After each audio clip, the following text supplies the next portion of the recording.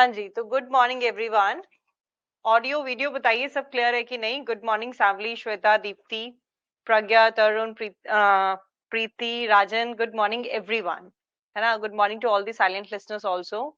And मेरे को बताइए एक बार, ऑडियो वीडियो सब क्लियर है?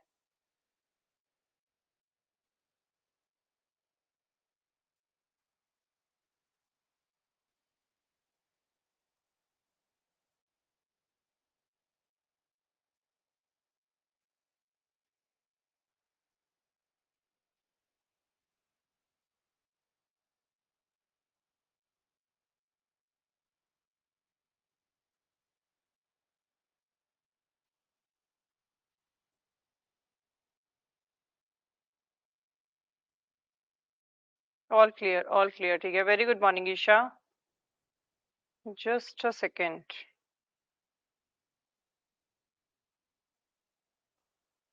वेरी गुड मॉर्निंग वर्षा।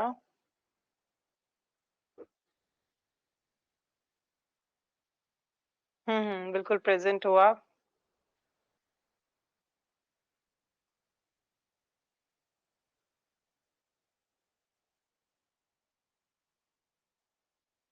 ओके, तो स्टार्ट करते हैं आज की क्लास। कोई नोटिफिकेशन नहीं आया?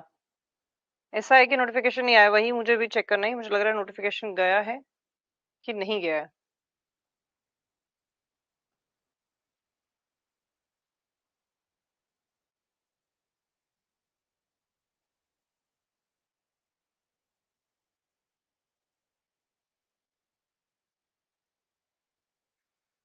कुछ सब सब एक का ऐसे ही है क्या, नोटिफिकेशन नहीं गया?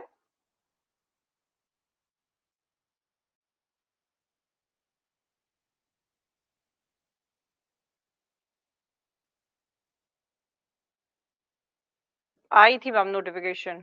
नो, नहीं आई थी। यस मैम, अच्छा ठीक है, आया था। ठीक है ठीक है, फिर आया है, फिर कोई चक्कर नहीं है। फिर सब सही सेट हुआ है इधर से। ओके ठीक है। तो हम लोगों को जस्ट अ सेकेंड।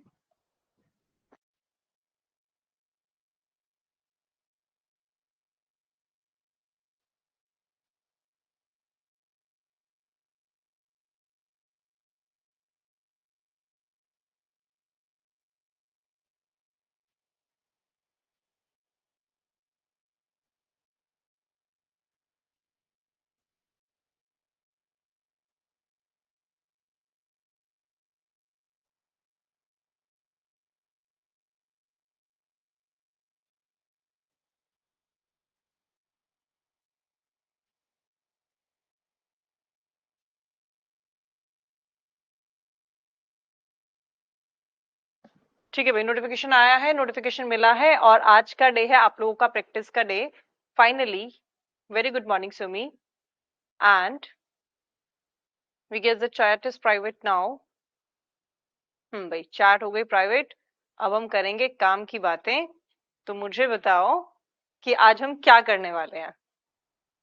हम्म क्या लगता है आपको कि आज हम क्या करेंगे?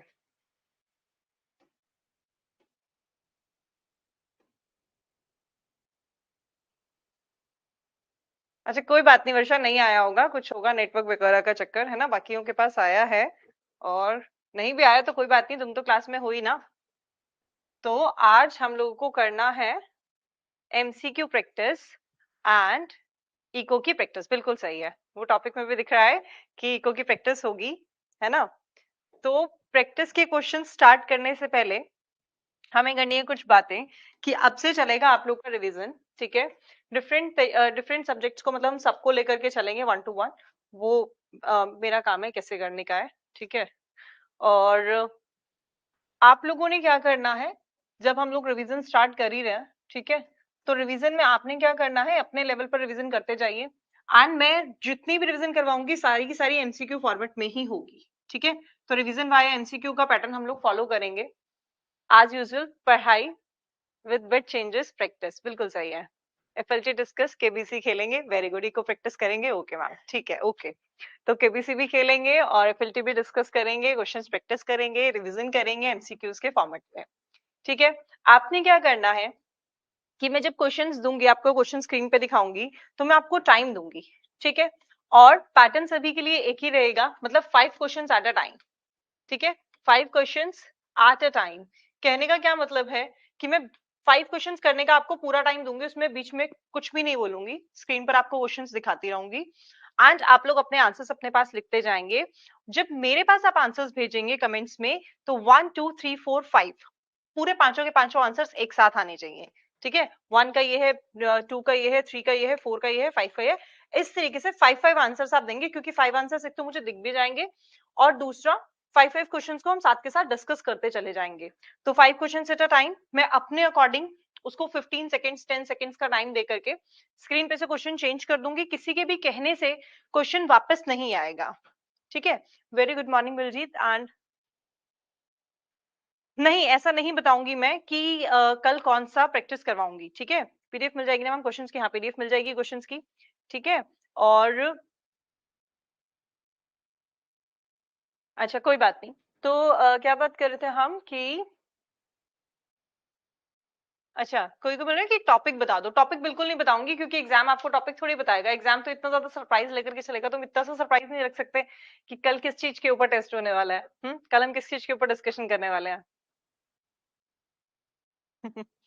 ठीक है, थैंक यू प्रीति। तो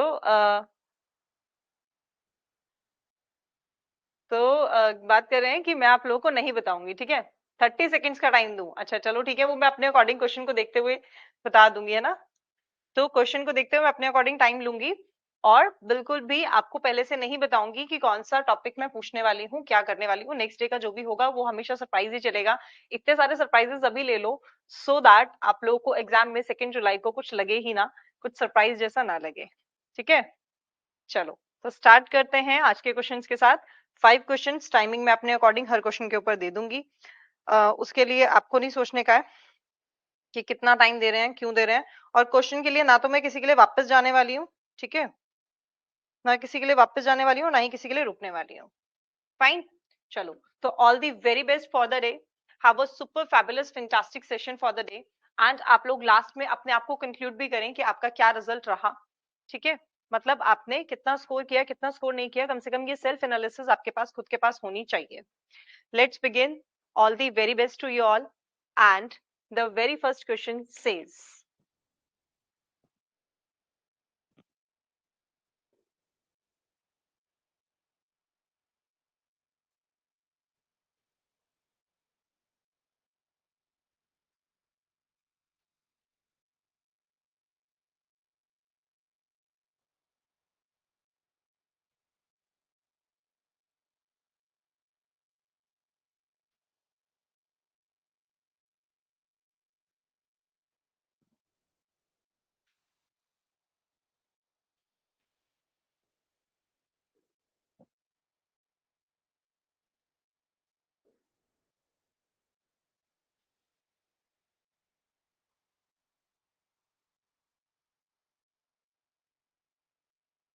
आंसर्स एक साथ बताना, एक एक करके मत बताओ, है ना। पांचों एक साथ बता देना, एक बार सारे कंप्लीट हो जाने दो, फिर किसने क्या आंसर दिया वो मुझे पता नहीं चल पाएगा।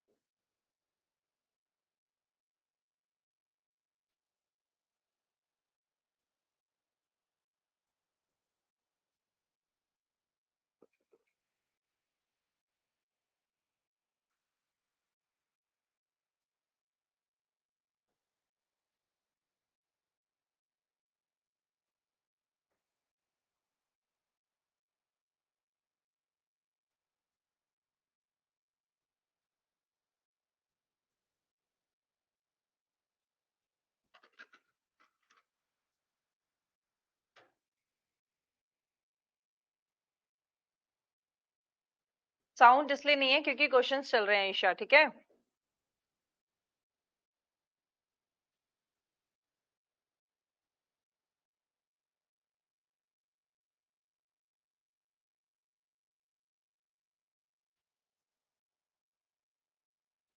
वेरी गुड मॉर्निंग आकृति।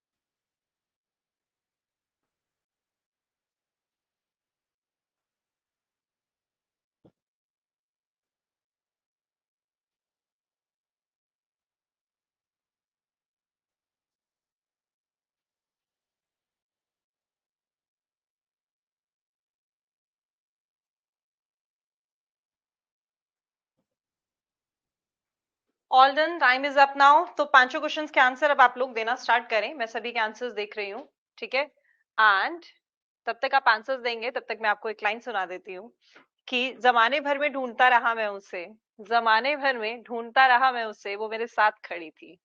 कौन है वो? तो जमाने भर में ढूंढती रही मैं उसे, वो मेरे साथ खड़ा था दोनों के लिए। और वो मेरी हिम्मत थी, वो मेरी हौसला था, वो मेरी हिम्मत थी, वो मेरा हौसला था, जो थाम के हाथ हर पल मेरे संग चला था। तो जो आपकी हिम्मत और आपके हौसले हैं वो हमेशा सिर्फ और सिर्फ आप ही के साथ होते हैं, आपके पास होते हैं। बस आप उसको इधर उधर ढूंढते रहते हो कि कहीं से कोई तो हिम्मत दे दे, कहीं से कोई तो हौसला दे दे आपको। तो वो हिम्मत और हौसला आप में खुद में है, बस आपको उसको मेंटेन करना होता है, ठीक है। उसके लिए हमें कहीं भी जाने का नहीं होता। ऑप्शंस भूल क्यों गए? थोड़ा सा अपने पास उसको लिखो ना। हम्म। ऑप्शन भूल भूल गए, लिखो उसको। और हो सकता है आप ट्रैवल करते हुए या फिर किसी भी तरीके से कर रहे हैं जिसमें आपके पास पेन पेपर नहीं है, तो फोन में कहीं लिख लिया करो। हम्म।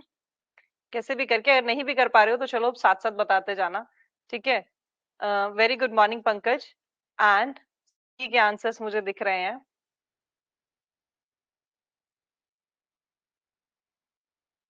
हाँ, यही सब करो, यही सब करो, ठीक है पंकज। पढ़ मत लेना। मैम एक एक क्वेश्चन का ही करो। नहीं, एक एक क्वेश्चन का नहीं करेंगे, पांच पांच क्वेश्चन का करेंगे। एक एक क्वेश्चन का नहीं करेंगे। कोई बात नहीं, चलो अब डिस्कशन करना स्टार्ट करते हैं, ठीक है। ऐसे ही करना है श्वेता, क्यों नहीं कर पा रहे हो बताओ? हाँ ठीक है, ठीक है, सबके आंसर्स आने स्टार्ट हुए और आंसर्स में वेरिएशंस भी हैं, कुछ लोगों ने आंसर स्किप भी किए हैं। और वेरिएशंस देख करके मुझे बहुत खुशी होती है। मतलब मल्टीपल थॉट्स चल रहे हैं इतने आसान आसान क्वेश्चंस में। आज मैंने बिल्कुल बेसिक क्वेश्चंस बताए हैं, सबसे बेसिक क्वेश्चन, ठीक है ना। ऐसे ही पांच पांच क्वेश्चन का ही होगा। चैट बॉक्स में लिखते रहो। हाँ, जिसको ऐसा है कि ट्रेवल कर रहे हैं, कुछ भी इस तरीके की चीजें, वो साथ साथ चैट बॉक्स में लिखते रहो। 5 क्वेश्चंस एट अ टाइम ही होंगे, हम वन वन क्वेश्चंस नहीं करेंगे, ठीक है। मैंने कुछ भी किया है तो सोच समझ के ही प्लान किया होगा, तो इसी तरीके से चीजें चलेंगी। विच of following is not concerned, ठीक है। एग्जाम में जब क्वेश्चन हम लोग को कर रहे होते हैं, तो सबसे पहली जो रिक्वायरमेंट होती है किसी भी एग्जाम की, वो यही होती है कि आप अपनी नॉलेज को तो यूज करें, बट सबसे पहले ये देख लें कि क्वेश्चन क्या बोल रहा है, ठीक है। दैट मीन्स आपको गुड लिसनर बनना पड़ेगा। एंड गुड लिसनर बनने के लिए आपको सबसे पहले सुननी पड़ेगी वहां पर एक ही इंसान की, और वो है क्वेश्चन, ठीक है। तो क्वेश्चन के लिए, क्वेश्चन की हर बात को आपको सुनना है, क्वेश्चन जो कह देगा वही आपको मानना पड़ेगा। मतलब सबसे पहले क्वेश्चन को ही ध्यान से पढ़ा करो। और क्वेश्चन बोलता है विच of following is not concerned, इसमें से कौन सा नहीं है प्रॉब्लम ऑफ चॉइस के लिए, ठीक है। तो प्रॉब्लम ऑफ चॉइस में क्या क्या चीजें होती हैं और क्या क्या नहीं होती है, वो हमको देखनी है। सबसे पहले बोलता है excessive income. Okay, let's see, move to next. Alternative use of resources होते हैं। अनलिमिटेड अनलिमिटेड वांट्स होती हैं। लिमिटेड या फिर स्कार्स रिसोर्सेज होते हैं। ये तीनों बातें तो बिल्कुल सही है, इन्हीं की वजह से क्या होती है, प्रॉब्लम ऑफ चॉइस होती है। तो ऐसा क्या है जो नहीं है? दैट इज ऑप्शन नंबर ए, क्योंकि ऑल्टरनेट यूजेस भी है रिसोर्सेज के, अनलिमिटेड वांट्स भी हैं, अनलिमिटेड या फिर स्कार्स रिसोर्सेज भी हैं।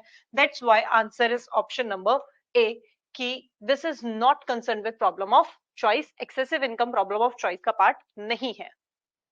नॉट नहीं पढ़ा, गलत हो गया। यही तो बात है, यही तो मैं समझा रही थी कि अगर नॉट नहीं पढ़ोगे तो गलत हो जाएगा, ठीक है। तो इस बात के ऊपर ध्यान देना कि क्वेश्चन को पढ़ना बहुत जरूरी है, और यही रीजन है प्रैक्टिस का, ठीक है। चलते हैं आगे, moving to question number second. Principal characteristics of resources are, resources के क्या कैरेक्टरिस्टिक्स हैं? They are scarce in relation to our needs, हमारे नीड्स के कंपैरिजन में अगर हम देखें तो वो स्कार्स हैं, कम है।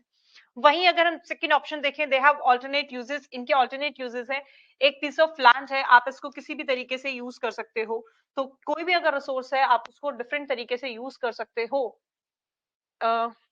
इसीलिए इनको डिफरेंट तरीके से यूज कर पाओगे, इसलिए दोनों ऑप्शन ठीक होते हुए आंसर बनेगा ऑप्शन सी।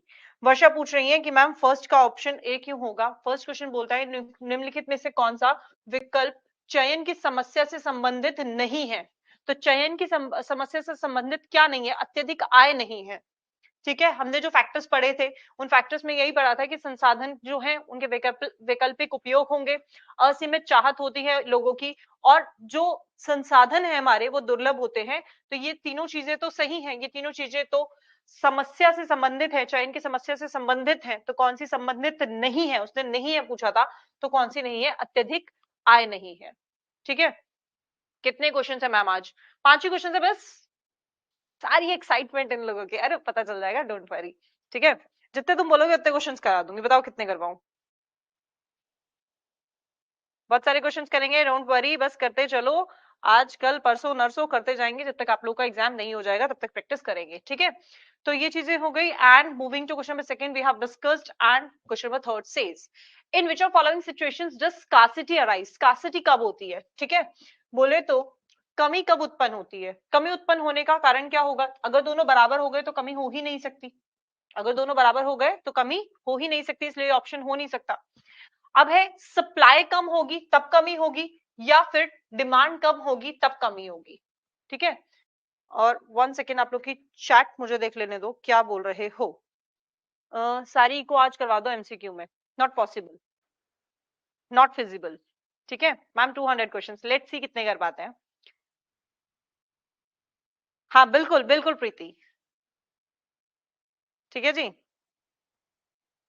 हम्म, चलो बात करते हैं। तो स्कासिटी कब शो होगी, जब सप्लाई कम होगी, डिमांड तो है। ठीक है, मतलब क्या है, मार्केट में चीजों को लोग डिमांड तो कर रहे हैं, बट उसके कंपैरिजन में सप्लाई क्या है, कम है, इसी की वजह से क्या होगी, स्कासिटी रिप्रेजेंट होगी। तो option becomes option number B. Next one is economic problems arises due to fact that. Economic problem किस वजह से आती है, इकोनॉमिक प्रॉब्लम आने के कारण है रिसोर्सेज की कमी है, human wants are unlimited, human की वांट्स कैसी अनलिमिटेड है, रिसोर्सेज के अल्टरनेट यूजेस है, एंड ऑल ऑफ दिस, इसलिए आंसर बिकम्स ऑप्शन डी। सारे ही ऑप्शन सही है, ऑप्शंस को बिल्कुल जरूर से देखना होता है, and you all are going good, आप लोग के आंसर्स में देख रही हूँ। Economic problems arise due to, economic problem क्यों होती है, लिमिटेड वांट्स, लिमिटेड वांट्स कब होने लगी, हम लोग के लिमिटेड वांट्स तो है ही नहीं, वांट्स तो अनलिमिटेड है। Next one is scarce means, जो हमारे मींस हैं, जो भी हमारे पास रिसोर्सेज हैं, जो साधन है वो कैसे हैं, स्कार्स हैं एंड दुर्लभ है। Next one is alternative uses, इनके वैकल्पिक उपयोग हैं, एंड ये दोनों बातें सही है कि रिसोर्सेज भी स्कार्स है, ऑल्टरनेटिव यूजेस भी है, जिसकी वजह से क्या होती है, इकोनॉमिक प्रॉब्लम होती है। So answer becomes option D.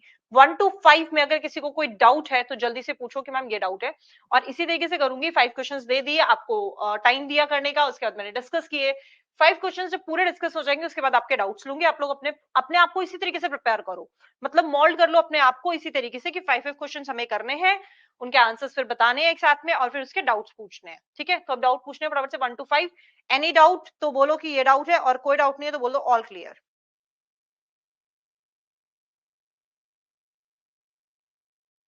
एक गलत हुआ बस, ठीक है, सब सही हुए हमारे बबलू, ठीक है, ओके, सही है बबलू, बहुत बढ़िया, all correct Deepti, very good, 4 on 5 सांवली, ठीक है, सही है प्रोसेस, ओके, ठीक है Varsha, all crystal clear, good Shobhik, all clear, Aakriti, Varsha, प्रज्ञा, ठीक है, सही, सबका सही जा रहा है। प्रज्ञा 2 गलत हो गए, अच्छा ठीक है, बच्चों गलतियों से बहुत बेसिक क्वेश्चंस हैं, बिगनिंग में बिल्कुल बेसिक लेकर के चल रही हूँ, सो दैट एक बार आपको सब कुछ रिकॉल हो जाए। एक रॉन्ग गया राजन, चलो ठीक है, ध्यान दो इन चीजों के ऊपर। चला जाए तो आगे, moving to next 5 questions. 4 question option C ma'am, हाँ देख ले रही हूँ क्या है, D, option D, A B C तीनों सही है ना, तो ऑप्शन डी।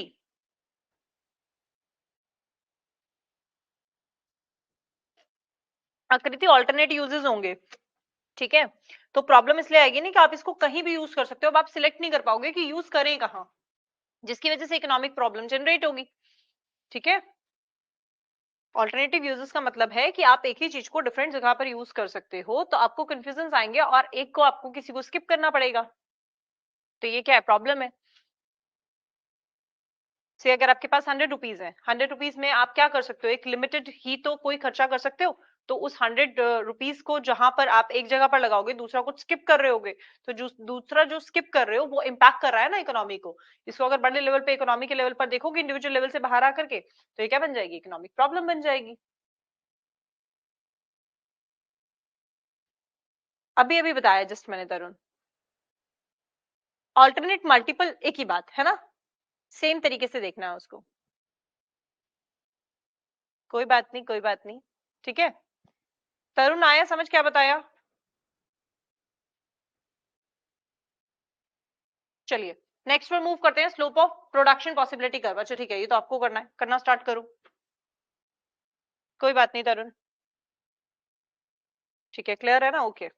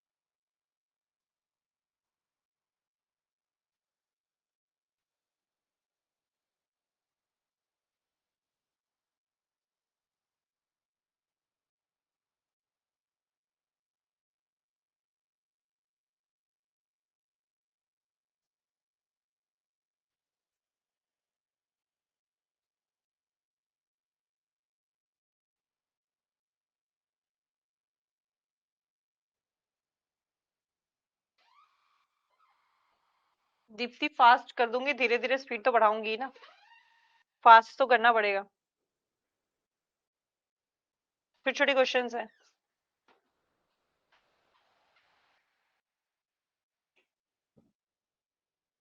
जल्दी जल्दी क्वेश्चन को पढ़ने की हैबिट लगाओ। यहाँ छोटे छोटे क्वेश्चन है, जल्दी जल्दी क्वेश्चन पढ़ने की हैबिट होनी चाहिए, माइंड में फटाक से जाना चाहिए क्वेश्चन क्या बोल रहा है, इतनी जल्दी रीडिंग हैबिट होनी चाहिए आपको।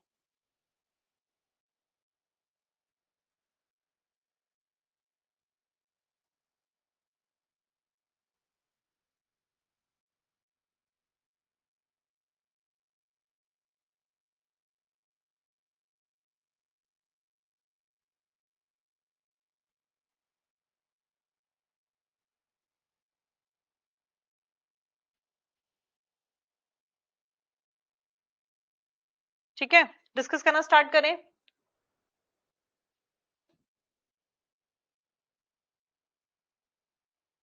तो moving to question number 6, slope of production possibility curve. Production possibility curve किस तरीके से रहता है ना। तो प्रोडक्शन पॉसिबिलिटी कर्व कुछ ऐसा दिखता है, तो ऐसा दिखता है, तो ये क्या है, concave two point of origin रहता है इन जनरल केसेस, है ना। तो ये क्या रहेगा, कॉनकेव टू ओरिजिन रहेगा।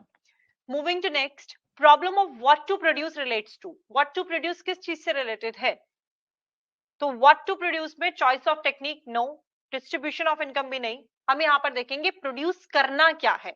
तो this is choice of goods and services, produce करें क्या, गुड्स एंड सर्विसेज कौन से प्रोड्यूस किए जाए, right. And answers are correct. जो लोग सिर्फ इस तरीके से बी और डी करके, that means one one answer भी दे रहे हैं ना, वो भी उसके आगे लिखो कि कौन से क्वेश्चन का दे रहे हो, एटलीस्ट ये पता चले मुझे, ठीक है। जिसे तरुण के आंसर सिंगल में आ रहे हैं तो वो लिखो, और पता नहीं किसके आ रहे हैं। शॉपिक ने अभी लिखा 7th का डी, तो 7 करके ऐसे लिखो डी। कौन से क्वेश्चन का बता रहे हो वो भी बताओ। Next one is in which analysis can utility measure in definite numbers. Definite numbers में किसमें मेजर करते हैं, ठीक है, 1 2 3 4 करके किसमें मेजर करते हैं। तो डेफिनेट नंबर्स में मेजर करने का तरीका क्या है, वहां तो हम ऑर्डर में लगाते हैं, मतलब रैंक में लगाते हैं, किसमें, ऑर्डिनल वाले में। तो नंबरिंग में क्या करते हैं, नंबरिंग में क्या किया जाएगा।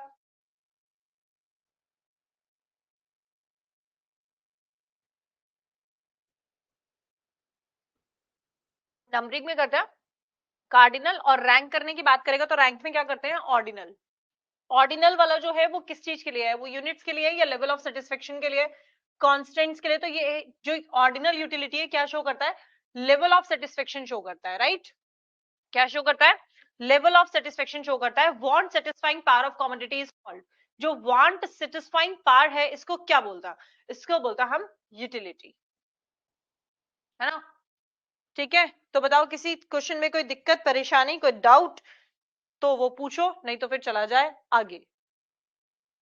और क्लियर है तो जल्दी से क्लियर बताएंगे, और अगर कोई डाउट है तो पूछेंगे।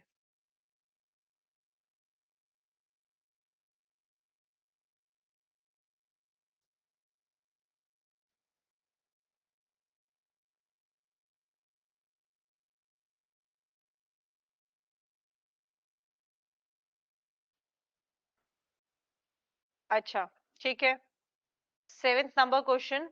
अच्छा 7th बताती हूँ, ओके क्लियर है, ऑल क्लियर है। 8th 9th बताती हूँ, 7 8 9 नेट चला गया था, ठीक है, ऑल क्लियर ऑल क्लियर। ठीक है 7th 7 8 9। अच्छा ठीक है सामली, देखते हैं सेकंड वाला। मैम 10 सेटिस्फेक्शन में, सेटिस्फेक्शन में कंजम्पशन होगा, यूटिलिटी से ऊपर है सेटिस्फेक्शन।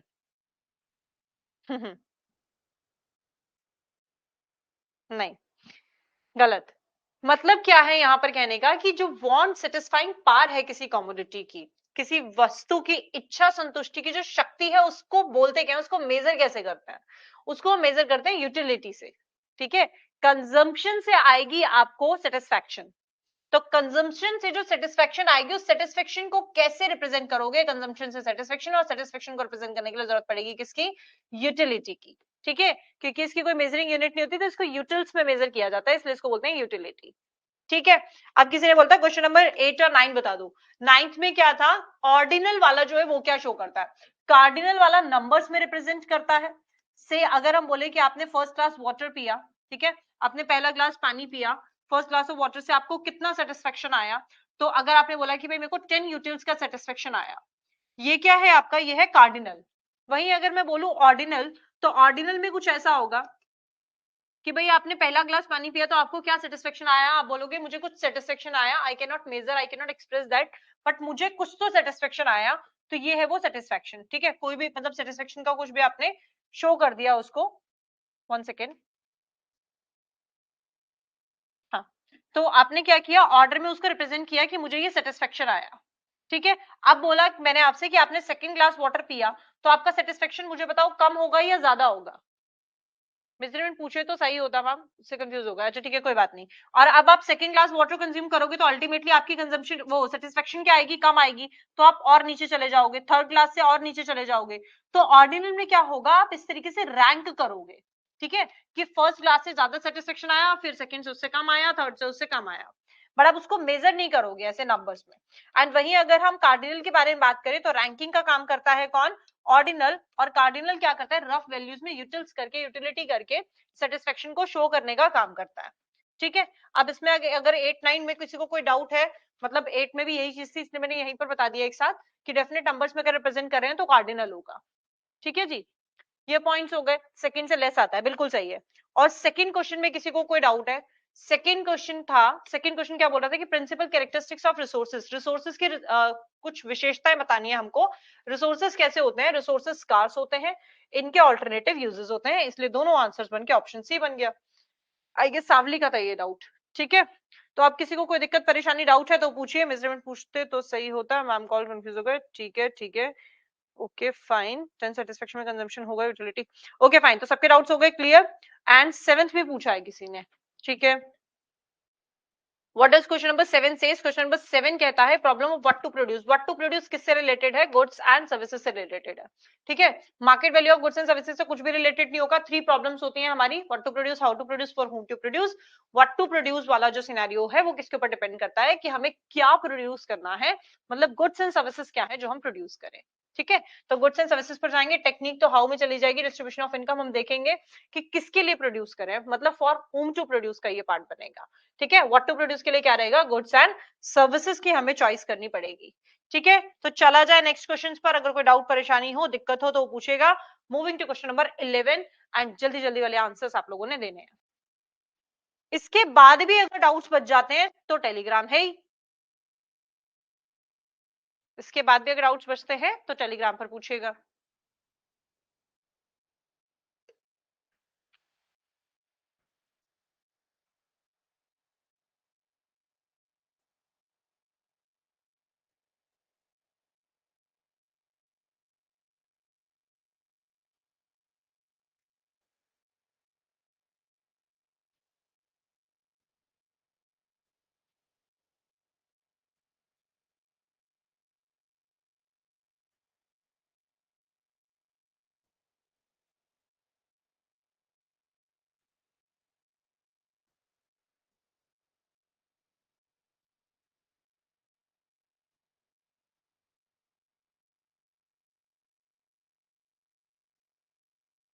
एग्जाम के पॉइंट ऑफ व्यू से करो, ये मत सोचो मैम क्लास में जल्दी करवा रही हैं, मैं बिल्कुल सही करवा रही हूँ, बहुत ज्यादा आराम से लेकर के चल रही हूँ बल्कि आपको। ठीक है,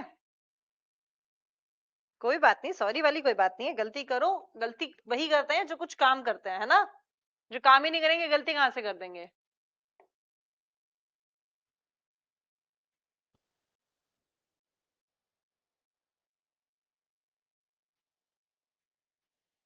क्योंकि बार बार मिली हुई असफलता ही व्यक्ति को सफलता प्राप्त करने के लिए प्रेरित किया करती है।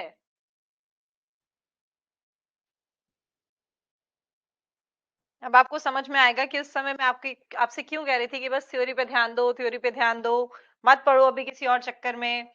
क्योंकि मैं स्टार्टिंग से यही बात आपको बोल के चल रही थी कि पहले सिलेबस कवर होना चाहिए, सबसे पहले आपको नॉलेज होनी चाहिए, उसके बाद आप प्रैक्टिस करेंगे तो मजा ही कुछ और होगा। मतलब अब आप अच्छे में से एक्चुअल में जज कर पाएंगे कि आपने क्या पढ़ा है, कितना याद है आपको।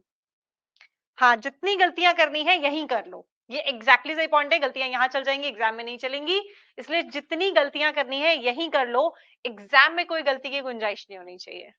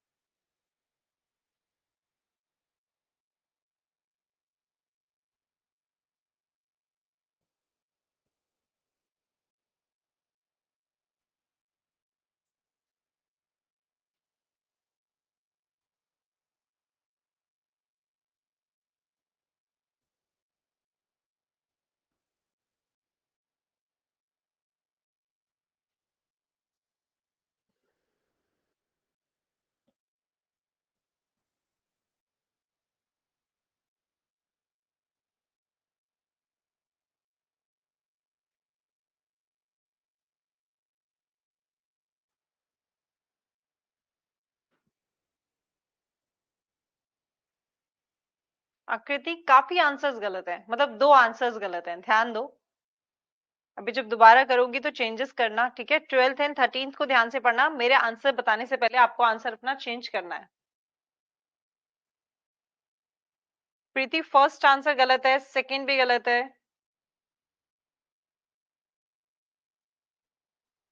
देखना मतलब क्या गलतियां कर रहे हो तुम लोग। एक जने ने, किसी ने आंसर सही दिए हैं।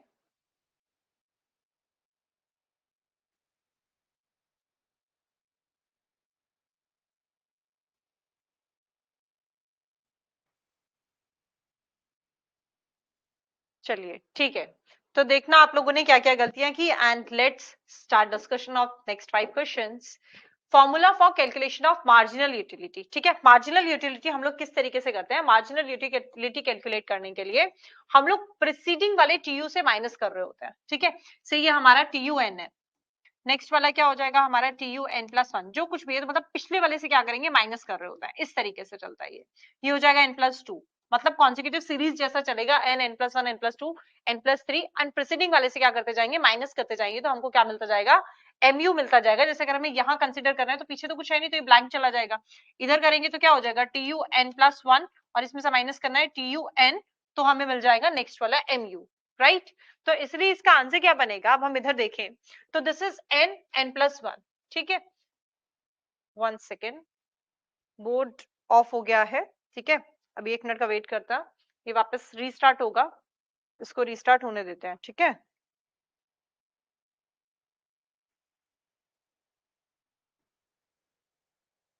अभी हो जाएगा, बस 1 मिनट का टाइम लेगा। तब तक तुम लोग और बातें बताओ, तुमको जो बोलने का है आज के सेशन से रिगार्डिंग।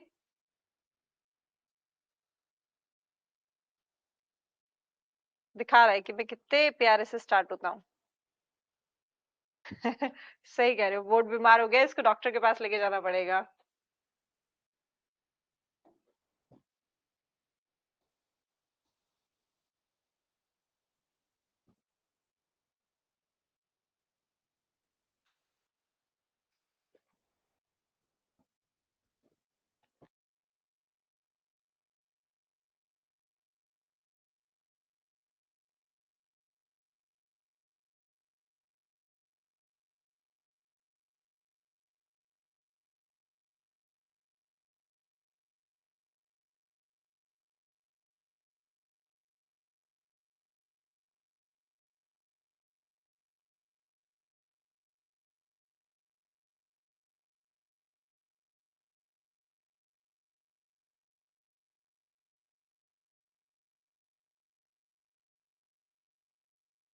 इतने सही थे तुम्हारे, अभी देखने पड़ेंगे। 1 मिनट रुक जाओ बस, ये बोर्ड वाला इश्यू कर लें सॉल्व। टेस्ट अच्छा भी फील कर रहा है मैम, और डर भी रियल में, टेस्ट और आपने।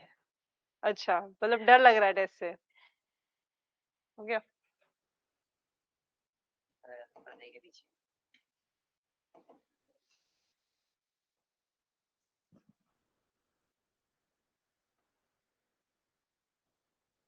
अच्छा, कुछ बोलते रहो, शांति अच्छी नहीं लगती। ठीक है, अभी बोल रही हूँ, 1 मिनट ये नोट 3 को चालू होने दो।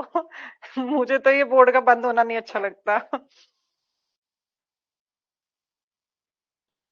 इक्वेशन से आंसर सॉल्व नहीं हुए, 3 नंबर फॉर्मूला बेस्ड जो थे।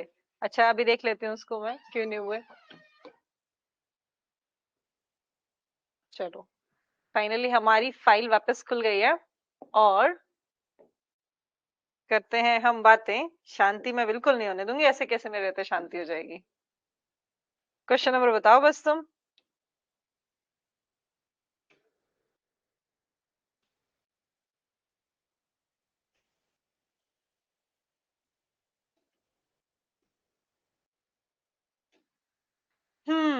तो 10 तक के क्वेश्चंस तो दिख रहे हैं, और आप लोगों की कुछ बातें हैं वो मैं सुन लेती हूँ, और बोर्ड को भी दिखवाती हूँ, बुलाती हूँ इनके डॉक्टर को दोबारा से।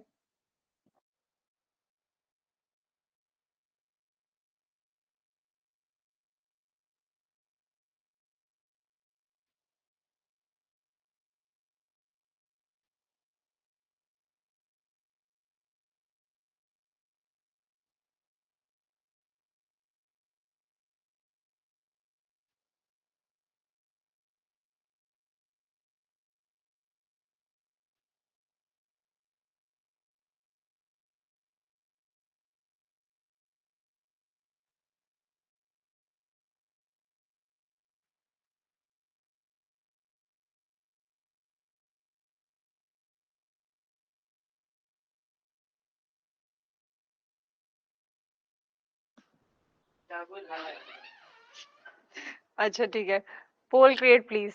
अच्छा, कैसे पोल क्रिएट करना है? पोल क्रिएट करने का अगेन टॉपिक गलत कर रही हूँ मैम। मैम, माइक्रो कितने क्वेश्चन आता है यूपीएससी में? भाई देखो, कुछ प्रेडिक्ट मत करो तुम लोग, बस प्रैक्टिस करते जाओ। अब कितना क्या आता है सब मैंने बता दिया है। ठीक है, ज्यादा तुमको मैक्रो और इंडियन पे करना है प्रैक्टिस। टाइम इज कांस्टेंट, और कुछ मिल जाता है ऐसा लग रहा है। और कुछ टाइम मिल जाता है ऐसा लग रहा है, हाँ ये होता है बिल्कुल, लास्ट टाइम पर तो ऐसी चीजें आती हैं कि और थोड़ा टाइम मिल जाता तो अच्छा रहता, है ना। वो अगर आपको 2 साल भी मिल जाएंगे ना तैयारी करने के लिए, तब भी आपको ऐसा ही लगेगा। बिल्कुल सही बात है प्रीति, है ना। अच्छा घर पहुंच जाओगे फिर नेट सही मिलेगा, ठीक है कोई बात नहीं, पहुंचो आराम से। फॉर्मूला में कंफ्यूजन हो रहा है, अरे टेंशन मत लो, सब कंफ्यूजन दूर हो जाएंगे, ठीक है। चलो तो पीडीएफ के ये वाले पेजेस तो हमारे शो नहीं कर रहा है ये, बट आगे के जरूर करेगा, ठीक है। क्वेश्चन नंबर कहाँ था, 11 पे थे हम, 15 पे थे, 11 से करने का है ना। यहीं पे थे, यहीं से करना है। बहुत डर लग रहा है मैम। क्यों डर लग रहा है भाई, एक बात बताओ, पेपर तुमको खा जाएगा। रोज रोज रोज रोज तुमको एक ही बात समझा रही हूँ, कोई प्रॉब्लम ही नहीं है, बहुत ही ज्यादा आसान सब्जेक्ट है इकोनॉमिक्स का। बस आपको थोड़ा सा प्रैक्टिस पे ध्यान देना है और ये सब आपको मिल जाएगा, पहले से ऑलरेडी सब कुछ आपने पढ़ रखा है, बस रिवीजन करना है। आपको डर इसलिए नहीं लग रहा है कि इकोनॉमिक्स कोई डिफिकल्ट सब्जेक्ट है, आपको डर इसलिए लग रहा है क्योंकि अब एग्जाम आने वाला है, और एग्जाम आने वाला होता है ना, तो सब कुछ जिसको आता होगा, कितनी भी स्टडी कर रखी होगी, डर लग रहा होगा, बहुतों को लगेगा, अभी लगना शुरू हो गया, कईयों को लगेगा, कईयों को 2 जुलाई को लगना शुरू होगा। अच्छा सुबह सुबह लगेगा, अच्छा आज तो पेपर, और कईयों को लगेगा ही नहीं, चल जस्ट फॉर्म भर दिया है, कोई बात नहीं, जाएंगे घूम फिर के आएंगे, ठीक है। तो बहुत सारी वैरायटी रहेंगी, और डरने से कुछ भी नहीं होगा, सिर्फ जो आता होगा उसमें गलतियां करोगे, और कुछ नहीं करोगे। वेरी गुड मॉर्निंग संध्या। चलिए तो टॉपिक पर वापस आते हैं, एंड क्वेश्चन नंबर 11 का हम लोग को करना था डिस्कशन। और ये बहुत सारी बातें बोल रहा है, इसकी सारी बातों को सुनते हुए चीजें करना स्टार्ट करें। और बोलता है n और n+1, ठीक है। तो यह है TUN और ये है n+1। भाई पिछले वाला ज्यादा कैसे हो सकता है ना। n में से n+1 को माइनस कर रहा है, तो ये पिछले वाला ज्यादा कैसे हो सकता है, ये तो गलत हो गई बात। अब यहाँ पे बोलता है n+1 और पिछला वाला है n-1, ये तो गलत हो गया, क्योंकि n+1 से पहले कौन सा आएगा, n+1 से पहले आएगा n, और इसने बोल दिया n+1 और n-1, यहां होगा n-1। तो ये तो देखो इस तरीके से मैच कर रहा है, ये सब्ट्रैक्शन कर रहा है। This is option number B and this is option number A. n में से n+1 माइनस कर रहा है, गलत हो गया, पिछले वाला तो वैल्यू छोटा होना चाहिए। और इसमें क्या है, n-1 n+1, इस तरीके से चलेगी सीरीज, और ये सब्ट्रैक्ट कर रहा है n+1 और n-1 को। दैट मींस अगेन इनके बीच में कोई मैच नहीं है, सीक्वेंस सही नहीं आ रहा। अब सी वाला देखते हैं, सी वाला ऑप्शन क्या बोल रहा है। सी वाला ऑप्शन सेज कि n-1 और ये क्या है n, तो n में से n-1 को माइनस करो, बिल्कुल सही। तो इसलिए आंसर हो जाएगा ऑप्शन नंबर सी। यहाँ पे थोड़ी सी अंडरस्टैंडिंग लगानी है आपको। हाँ 11 का सी होगा, ठीक है, 11 का क्या होगा, सी होगा। ये सीरीज थोड़ी सी अंडरस्टैंडिंग लगानी होती है। अरे यार इतने बड़े एग्जाम को देने जा रही है, छोटी सी बातें तो पता ही होंगी। n+1 और n, ये तो हमारा उल्टा चल रहा है ना, ये n के बाद आएगा n+1, इस तरीके से करके। और इन्होंने पहले बड़ी वैल्यू दे दी, फिर छोटी वैल्यू दे दी। और हमेशा कैसे वैल्यूज में लगे होंगे, टीयू जो हमारे लगेंगे वो हमेशा बढ़ते हुए ऑर्डर में होगा, इसलिए कैसे होने चाहिए, सॉरी ये होने चाहिए असेंडिंग ऑर्डर में, ठीक है। मेरा सही था, चलो ठीक है। जिनका सही था वेल एंड गुड, नहीं था ये छोटी सी बात थी जो आपको कंफ्यूज कर रही थी। Moving to next, when only 1 unit of commodity is consumed, जब हमने सिर्फ फर्स्ट यूनिट ही कंज्यूम की है, ठीक है, तो हमारा टोटल यूटिलिटी भी वही है, मार्जिनल यूटिलिटी भी वही है, पिछला कुछ है ही नहीं। हमने 1 ग्लास पानी पिया, तो हमारा टोटल भी 10 यूटिल्स का हमको सेटिस्फेक्शन मिलेगा, और मार्जिनल में भी कितना मिलेगा, 10 यूटिल्स का ही सेटिस्फेक्शन मिलेगा। तो दोनों क्या रहेंगे, इक्वल रहेंगे। So TU will be equal to MU, दोनों आपस में क्या रहेंगे, बराबर रहेंगे, ठीक है जी। टीयू एमयू क्या है मैम, ये बताओ। टोटल एंड मार्जिनल यूटिलिटी, ठीक है। जो संतुष्टि आती है किसी भी चीज को कंज्यूम करने से, वो होती है टीयू एंड एमयू, मतलब total utility and marginal utility, ठीक है। नेक्स्ट पर चलते हैं।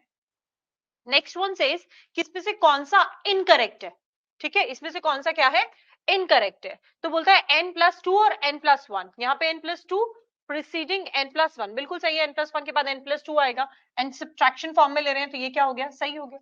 क्वेश्चन को ध्यान से पढ़ना है, कौन सा इनकरेक्ट है वो छांटना है। नेक्स्ट वन को देखते हैं, mu is equal to TU upon Q, marginal utility निकालनी है, तो टोटल यूटिलिटी से क्वांटिटी को डिवाइड कर दो, नहीं तो फिर टोटल यूटिलिटी मार्जिनल नहीं बल्कि एवरेज यूटिलिटी निकलेगी, है ना। तो TU से अगर Q को डिवाइड करोगे तो एवरेज में निकलेंगी चीजें, मतलब अगर हम टोटल से किसी भी गिवन क्वांटिटी को डिवाइड करते हैं तो उसका एवरेज कैलकुलेट करते हैं, ना कि मार्जिनल। ठीक है, क्या कैलकुलेट होता है उसका, एवरेज कैलकुलेट होता है, ना कि मार्जिनल। तो ये वाली स्टेटमेंट गलत है। फिर भी एक बार हम बाकी की चीजें चेक करते हैं, जैसे हम mu को ऐड करते जाएंगे तो हमको क्या मिल जाएगा, TU मिल जाएगा, और बोलता है n-1 इनको सब्ट्रैक्ट करने से mu मिल रहा है, तो ये पॉइंट भी सही है, बस एक ही ऑप्शन है जो कि गलत है, एंड द आंसर बिकम्स, तो इसका आंसर क्या हो जाएगा, आंसर बिकम्स ऑप्शन बी। उसने इनकरेक्ट के लिए पूछा था, इनकरेक्ट कौन सा इनमें से, इनकरेक्ट है ऑप्शन बी। ठीक है, आगे चला जाए, moving to next question, and next question says if consumer consumes only one commodity X he will be in equilibrium, वो इक्विलिब्रियम में कब होगा, जब मार्जिनल यूटिलिटी किसके इक्वल रहेगी, प्राइस के इक्वल रहेगी। इक्विलिब्रियम जैसे ही आ जाए, इनकरेक्ट नहीं पढ़ा, सॉरी मैम, सिली मिस्टेक हो गई, ये सिली मिस्टेक आप लोग एग्जाम में भी करते हो, और यही गलतियां आपको समझनी है कि क्वेश्चन ध्यान से पढ़ो। मैंने पहली ही बात क्या बोली थी जब आपको स्टार्ट किया था पढ़ाना, मतलब आज के टॉपिक्स को डिस्कस करना, तो पहली ही बात मेरी ये थी कि क्वेश्चन को ध्यान से पढ़ना, क्वेश्चन क्या बोल रहा है उसको सुनो, अपनी मत चलाओ, क्वेश्चन की सुनो। ठीक है, तो अपने बारे में नहीं, क्वेश्चन के बारे में सोचना है, और जैसे इक्विलिब्रियम दिख जाए वैसे ही किसको ढूंढना, इस इक्वल को ढूंढना, कि क्या चीज इक्वल करें तो इक्विलिब्रियम पर पहुंच पाएंगे।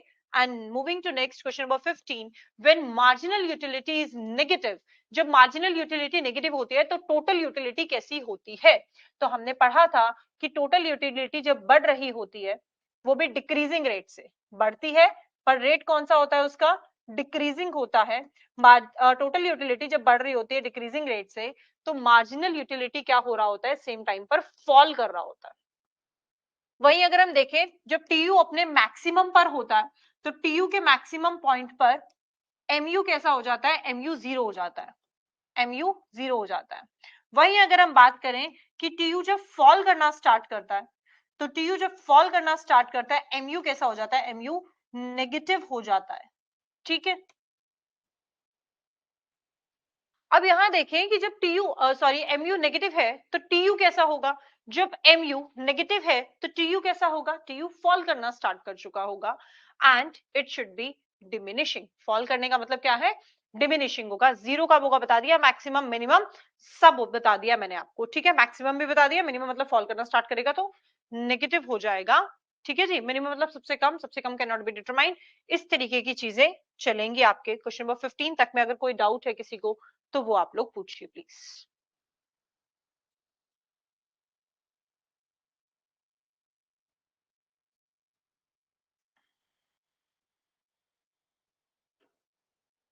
और अगर क्लियर है तो ऑल क्लियर, और अगर डाउट्स हैं तो पूछें। 2 आउट ऑफ 5, 1 स्किप कर दिया, दैट मीन्स 2 गलत हो गए आपके, है ना।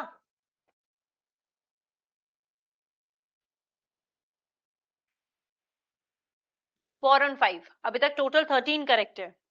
ओके ठीक है, चलिए moving to next question number 16।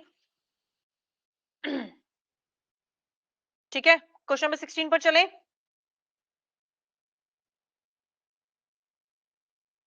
हिम्मत मत खोना, अभी बहुत आगे जाना है। हिम्मत मत खोना, अभी बहुत आगे जाना है। जो कहते थे तुमसे नहीं होगा, तुम्हें उन्हें ये करके दिखाना है। ठीक है, तो कहते थे ना, कोई कोई कहता होगा, हर किसी ने क्रिटिसाइज किया होगा, तुमसे नहीं होगा, तुमसे नहीं हो पाएगा, ये तुमसे ना हो पाएगा, और ये तुमको कहना है कि अगर मुझसे नहीं होगा तो किससे होगा, है ना। तो ये बातें ध्यान रखते हुए, अभी जिनके गलतियां हो रही हैं, लो फील कर रहे हो, अंडर कॉन्फिडेंट हो, ठीक है, अंडर कॉन्फिडेंस की जो सिचुएशन है उसको थोड़ा सा बेटर सिचुएशन की तरफ कन्वर्ट करने का काम आपको करना है। पीडीएफ इसी तरीके से मिलेगी जिस तरीके से मैं मार्क कर रही हूँ। ये एनोटेशन वाली पीडीएफ जैसे डेली अपलोड की जाती है वैसे ही अपलोड की जाएगी, इसमें कोई चेंज नहीं होगा। फर्स्ट में हाई कॉन्फिडेंस, सेकंड में लिटिल लो, एंड थर्ड में लो। और अब करना है आपको अपने कॉन्फिडेंस को सुपर हाई, बिकॉज अभी भी मैंने आपसे बोला कि हिम्मत आपको खोनी नहीं है, आपको बहुत आगे तक जाना है। एंड जिन जिन लोगों ने आपसे कहा था कि तुमसे नहीं होगा, उनको आपको ये करके दिखाना है। Moving to question number 16, be full of energy and solve this question.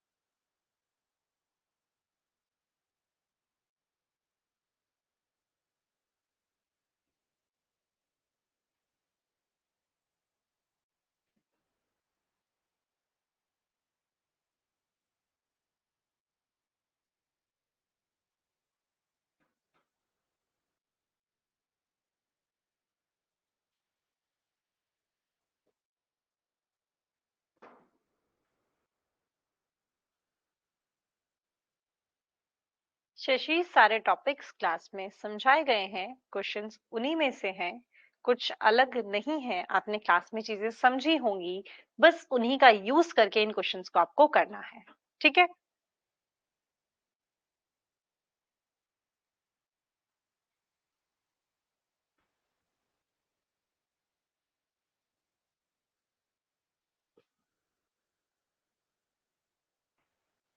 और अगर ऐसा होता कि एक किताब पढ़ने से वही क्वेश्चंस यूपीएससी एपीएससी के एग्जाम में आ जाते, तो दुनिया ना सिलेक्ट हो जाती।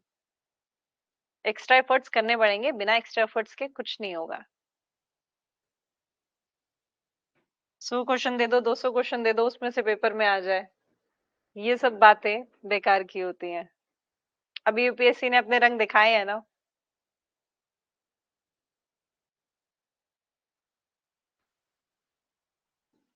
सेम क्वेश्चन है, कोई क्वेश्चन रिपीट हो गया है? ठीक है, कोई बात नहीं। अच्छा, प्रीवियस लगा दिया, रिपीट हो गया। ठीक है।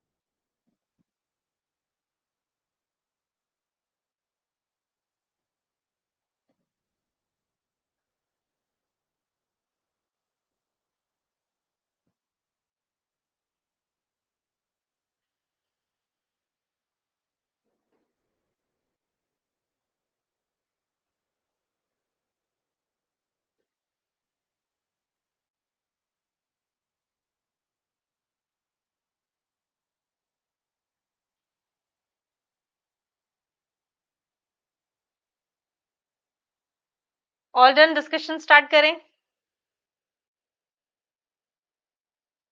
16, 17, 18, 20, 19 कहाँ गया राजन?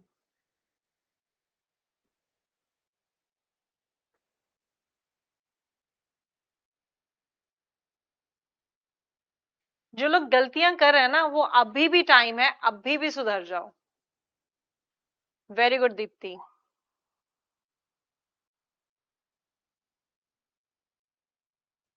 ठीक है दीप्ति, सांवली, आकृति, प्रज्ञा, प्रीति, सबके आंसर्स आ गए हैं। ठीक है, तान्या ऑल डन, चलो ठीक है। जो अभी भी गलतियां कर रहे हो, अभी भी जो भी चीजें कम ही कर रहे हो, अभी भी वक्त है, कर लो चीजें। ठीक है, फैबुलस क्वेश्चंस। चलो ठीक है, हर तरीके के क्वेश्चंस मिलेंगे। बस काफी दिन हो गए थे आप लोगों से इकोनॉमिक्स पर चर्चा हुई नहीं थी, इसलिए आज पहले ऐसे क्वेश्चंस लेकर के आए जिससे आपकी वापस से दोस्ती करवा सको इकोनॉमिक्स से। ठीक है, तो 15 हो गया ये, 15 हम कर चुके हैं, 16 से डिस्कशन स्टार्ट करते हैं। Law of diminishing marginal utility states that when more and more units of commodity are consumed, जब हम ज्यादा commodity consume करते हैं, marginal utility क्या होती है? जब हम किसी भी चीज को ज्यादा कंज्यूम करते हैं तो मार्जिनल यूटिलिटी कम होना स्टार्ट हो जाती है। आप एक ही चीज का कंजम्पशन किए जा रहे हैं, ठीक है, यही वो बोल रहा है कि when more and more units of a commodity of a commodities are consumed, जब आप एक कमोडिटी को ज्यादा कंज्यूम करते हैं तो आपकी टोटल यूटिलिटी तो बढ़ रही होती है, बट मार्जिनल यूटिलिटी क्या हो रही होती है? कम हो रही होती है, तो इट बिगिंस टू डिक्रीज। ठीक है, क्या हो जाती है? कम हो जाती है। Moving to next question, when TU is maximum, MU क्या होता है? मैंने जस्ट अभी बताया था कि जब टीयू मैक्सिमम होता है तो एमयू क्या रहेगा? एमयू जीरो रहेगा। Moving to question number 18, and question number 18 says that जब टीयू इंक्रीज कर रहा होता है डिमिनिशिंग रेट से, टीयू इंक्रीज कर रहा होता है डिमिनिशिंग रेट पे, तो एमयू क्या करेगा? एमयू फॉल करेगा। एमयू फॉल करेगा मतलब एमयू शुड बी डिक्रीजिंग। जो डाउट्स हो पूछते जाइएगा। नहीं, बिल्कुल नहीं शशि, ठीक है, वो बता दिया गया है ऑलरेडी, वैसे ही रहेगा, चीजें चेंज नहीं होंगी। Moving to question number 19, specific quantity, ये एमसीक्यू डिस्कशन हो रहा है, क्लासेस थ्योरी नहीं हो रही है, थ्योरी सेक्शन में सब कुछ करवाया गया, वो थ्योरी में देखो आप जाकर। और अगर उसके बाद भी थ्योरी में नहीं देखना चाह रहे हो, बहुत ज्यादा दिक्कत हो रही है, तो थोड़ा सा कष्ट कर लो, इतनी सारी बातें आप करते हो, टेलीग्राम पे मैसेज करके पूछ लो। वो नहीं करना है हमको, मेहनत नहीं करनी है, सब कुछ आप हमें पका पका करके दे दो, हमारे मुंह में भी डाल दो, हम तभी खाएंगे, है ना? मुंह भी चलवा दो तुम लोग का ऐसे पकड़ पकड़ के कि चलाओ बेटा मुंह चलाओ, ऐसे कैसे नहीं मुंह चलाओगे? मैं चलवाऊंगी। Specific quantity to be purchased, मेहनत करो मेहनत। Specific quantity to be purchased against a specific price of commodity is called. तो क्या बात कर रहे हैं? Specific quantity to be purchased against a specific price, ठीक है, एक कुछ क्वांटिटी है, कोई भी हमें कमोडिटी लेना है, परचेज करना है, और उसमें के लिए एक स्पेसिफिक प्राइस रहेगा, तो इसको क्या बोलेंगे? इसको बोलेंगे डिमांड। ठीक है, बोल सकता है, इसको बोलेंगे quantity demanded. Quantity demanded better term है एज कंपेयर टू डिमांड के, तो option should be B. Movement along demand curve नहीं है, शिफ्टिंग भी नहीं है, बस हम तो यहाँ पे सिंपल सी डिमांड कर रहे हैं, तो डिमांड हो जाएगी हमारी quantity demanded. Downward slope of demand curve shows, downward होता है हमारा डिमांड कर्व, कैसा होता है? डाउनवर्ड स्लोपिंग होता है। 18 बताइए, 18 बता देते हैं। ये रहा 18, जब टीयू इंक्रीजिंग होता है डिमिनिशिंग रेट पे, बिल्कुल अभी ये मैंने पूरा डिटेल में बताया था कि टीयू जब बढ़ रहा होता है, इंक्रीजिंग होता है, बट रेट उसका डिमिनिशिंग होता है, तो आंसर क्या हो जाएगा उसका? 18 का डी कैसे होगा? नेगेटिव कैसे हो जाएगा? जब टीयू इंक्रीज कर रहा है, TU is increasing at diminishing rate, TU बढ़ रहा है डिमिनिशिंग रेट से, तो उस समय एमयू क्या हो रहा होता है? एमयू गिर रहा होता है, तो एमयू कैसा होता है? एमयू फॉल कर रहा होता है, बस इस तरीके से करके एमयू यहाँ से फॉल कर रहा होता है। एमयू नेगेटिव कैसे हो जाएगा? एमयू नेगेटिव होता है जब टीयू फॉल करता है, जब टीयू फॉल करना स्टार्ट करता है, यहाँ पे टीयू तो क्या कर रहा है? बढ़ रहा है। ठीक है,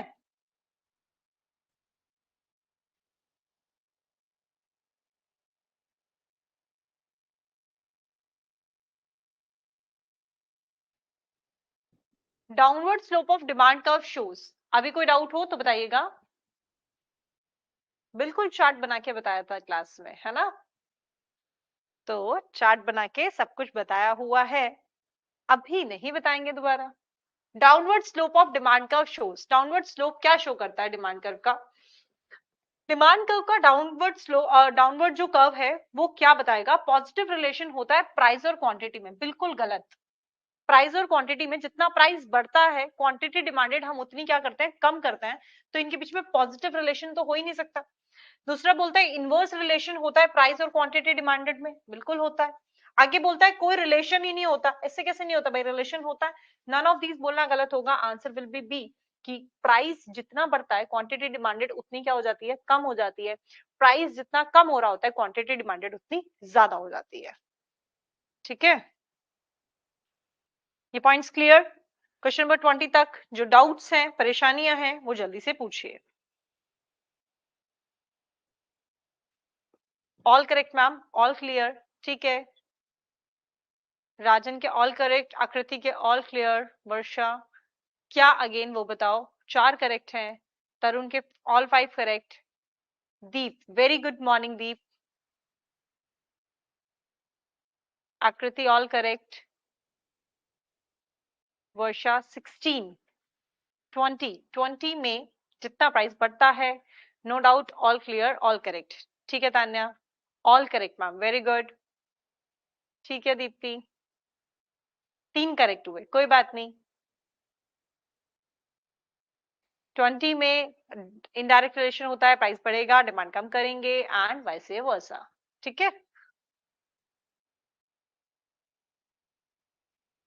16 में वर्षा जब मार्जिन यूटिलिटी नेगेटिव होती है, ठीक है, 16 में, सॉरी, 16 में law of diminishing marginal utility क्या कहता है कि जब हम ज्यादा ज्यादा किसी भी चीज को कंज्यूम करेंगे, से आप कोई भी चीज है आप उसको डेली खा रहे हो, ठीक है, बार बार खा रहे हो, बार बार खा रहे हो, तो आपको उससे सेटिस्फेक्शन क्या आएगा? जैसे अगर आपको प्यास लगी, आपने पहला ग्लास पानी पिया, बहुत जोर से प्यास लगी है, पहला ग्लास पानी पिया, तो जबरदस्त सेटिस्फेक्शन आएगा, क्या संतुष्टि आएगी, उससे अच्छे उसके आगे सब कुछ फेल है ना?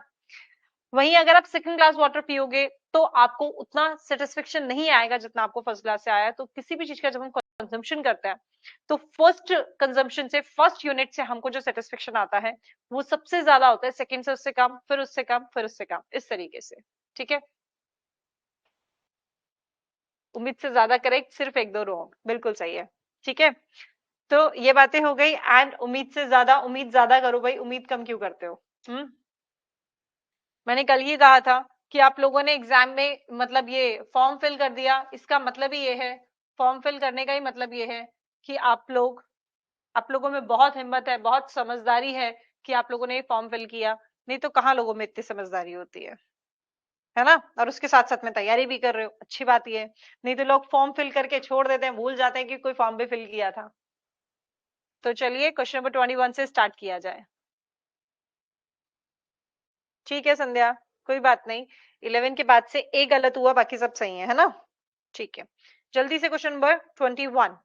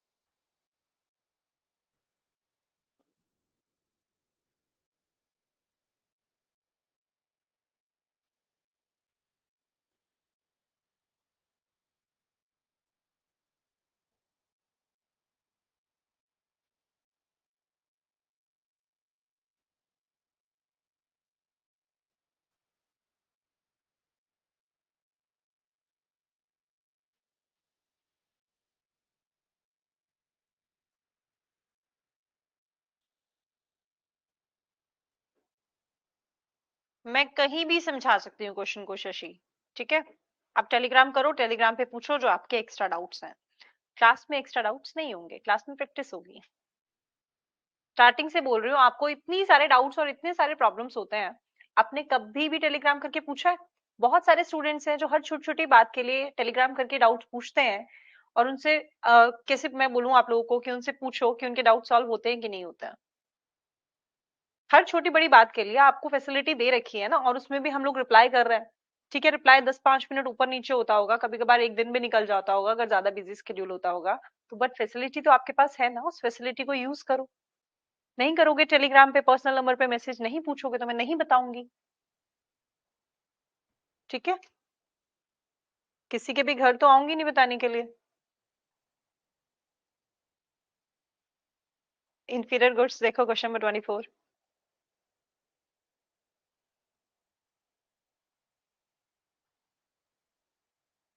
क्वेश्चन नंबर के साथ आंसर लिखो please.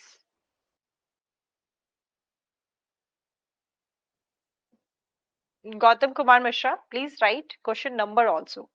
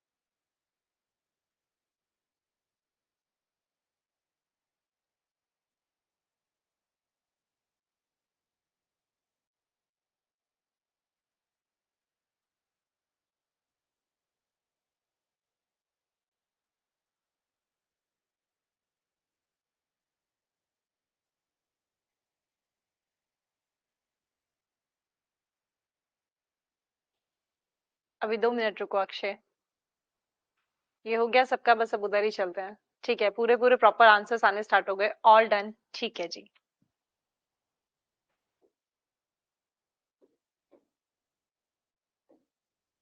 Question number 21 says, how are two goods, apples and oranges, related when, as a result of rise in price of apples, demanded for oranges increase?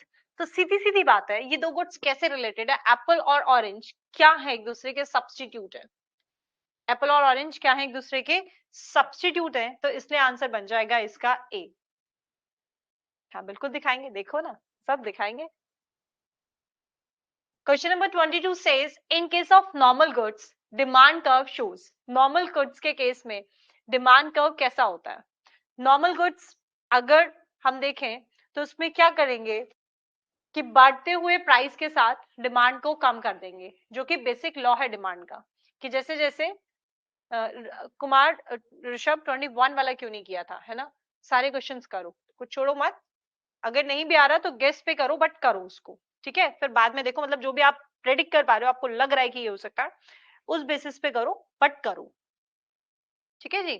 Question number 22 क्या है? Normal goods में क्या चलेगा? Law of demand follow करेंगे, तो जैसे जैसे price बढ़ता है वैसे वैसे क्वांटिटी डिमांडेड क्या होती है? कम होती है।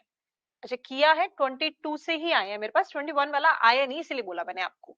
तो this should be option A. ठीक है, क्या होना चाहिए इसका? ऑप्शन ए, क्योंकि इसमें क्या बनेगा? नेगेटिव स्लोप बनेगा। ठीक है, कोई दिक्कत इसमें?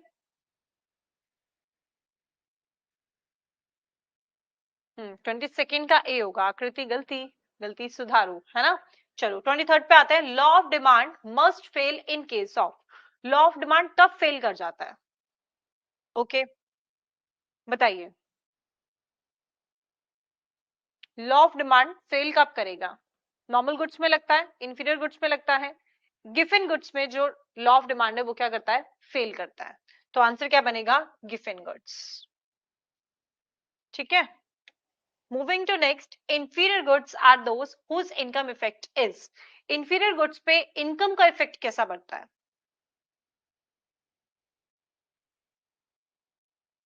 अगर हमारी इनकम बढ़ेगी, अगर हमारी इनकम बढ़ेगी तो क्या हम लो क्वालिटी के गुड्स को खरीदना चाहेंगे?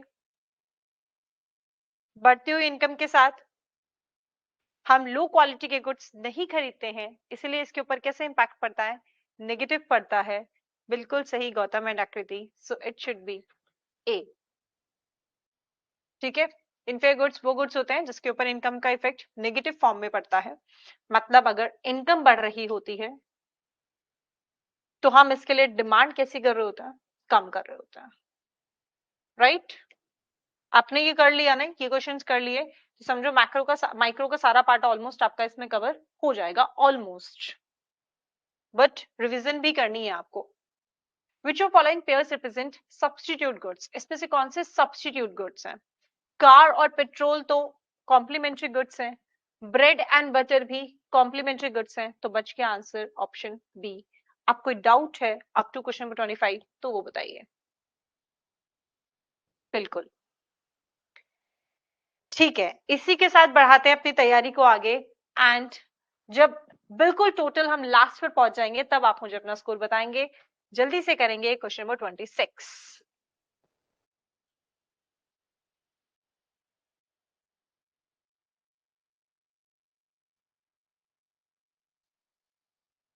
3 करेक्ट, 2 इनकरेक्ट हो गए दीप्ति के, एक इनकरेक्ट है राजन का, ठीक है, नो डाउट, ऑल क्लियर है। ओनली 1 रॉन्ग, ठीक है, no doubt पैम, all 5 correct, very good संध्या। जिन्होंने गलतियां की हैं वो देखना कि क्या गलतियां की हैं, क्यों हुई हैं वो गलतियां, कौन से कंसेप्ट में आपकी क्लैरिटी नहीं थी। 26 डी, 3 करेक्ट हुए आकृति के, ठीक है, 0 करेक्ट आउट ऑफ 5, कोई बात नहीं।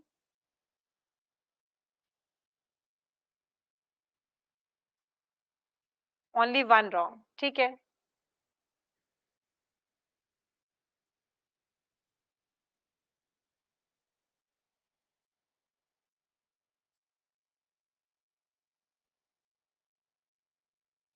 क्वेश्चन नंबर 26 से करना स्टार्ट करें। पहले सारे गलत हुए थे पंकज के, अब सारे सही होने चाहिए। एग्जाम जब हम कर रहे होंगे, जैसे भी 5-5 के स्लॉट पे बहुतों का आ रहा है कि पहले बहुत बढ़िया किया, फिर दूसरे में कमी हो गई, फिर अच्छा हुआ, फिर खराब हुआ, इस तरीके की चीजें हो रही है। अब हमको एग्जाम में भी इस तरीके की सिचुएशंस देखने मिलेंगे, एक क्वेश्चन बहुत आसान लगा, बहुत अच्छे से आता था, बहुत अच्छे से कर लिया उसको, वहीं कुछ क्वेश्चन ऐसे होंगे जिसमें कमियां आएंगी, नहीं हो पाएंगे, ठीक है, तो उसको भी देखने का है कि अच्छा ये नहीं हो रहा है, तो कोई बात नहीं, आगे मूव करता है, उस पर स्टक नहीं होना।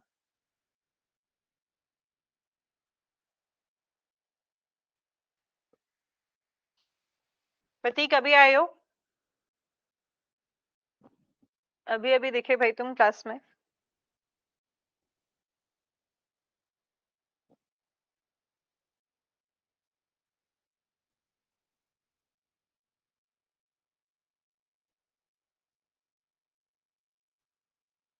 टेलीग्राम पंकज, ठीक है,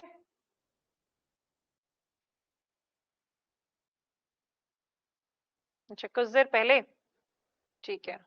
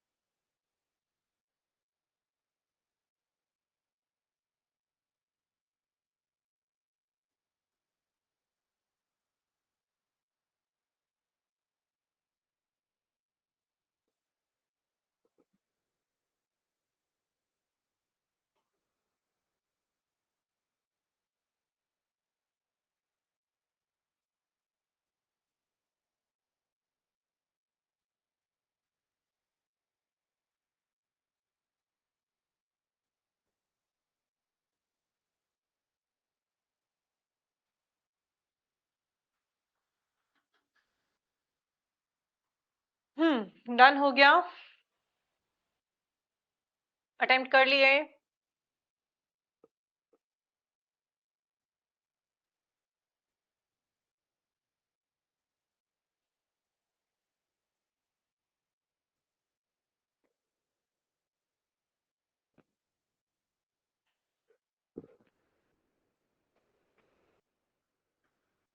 ठीक है जी, चलते हैं डिस्कशन की तरफ एंड हमको चलना है क्वेश्चन नंबर 26 पर, right? 26, in case of Giffen paradox the slope of demand curve is, Giffen paradox में डिमांड कर्व किस तरीके से रहेगा? ठीक है, देखो गिफन पैराडॉक्स में होता क्या है, सबसे पहले ये बताओ गिफन पैराडॉक्स में क्या होता है?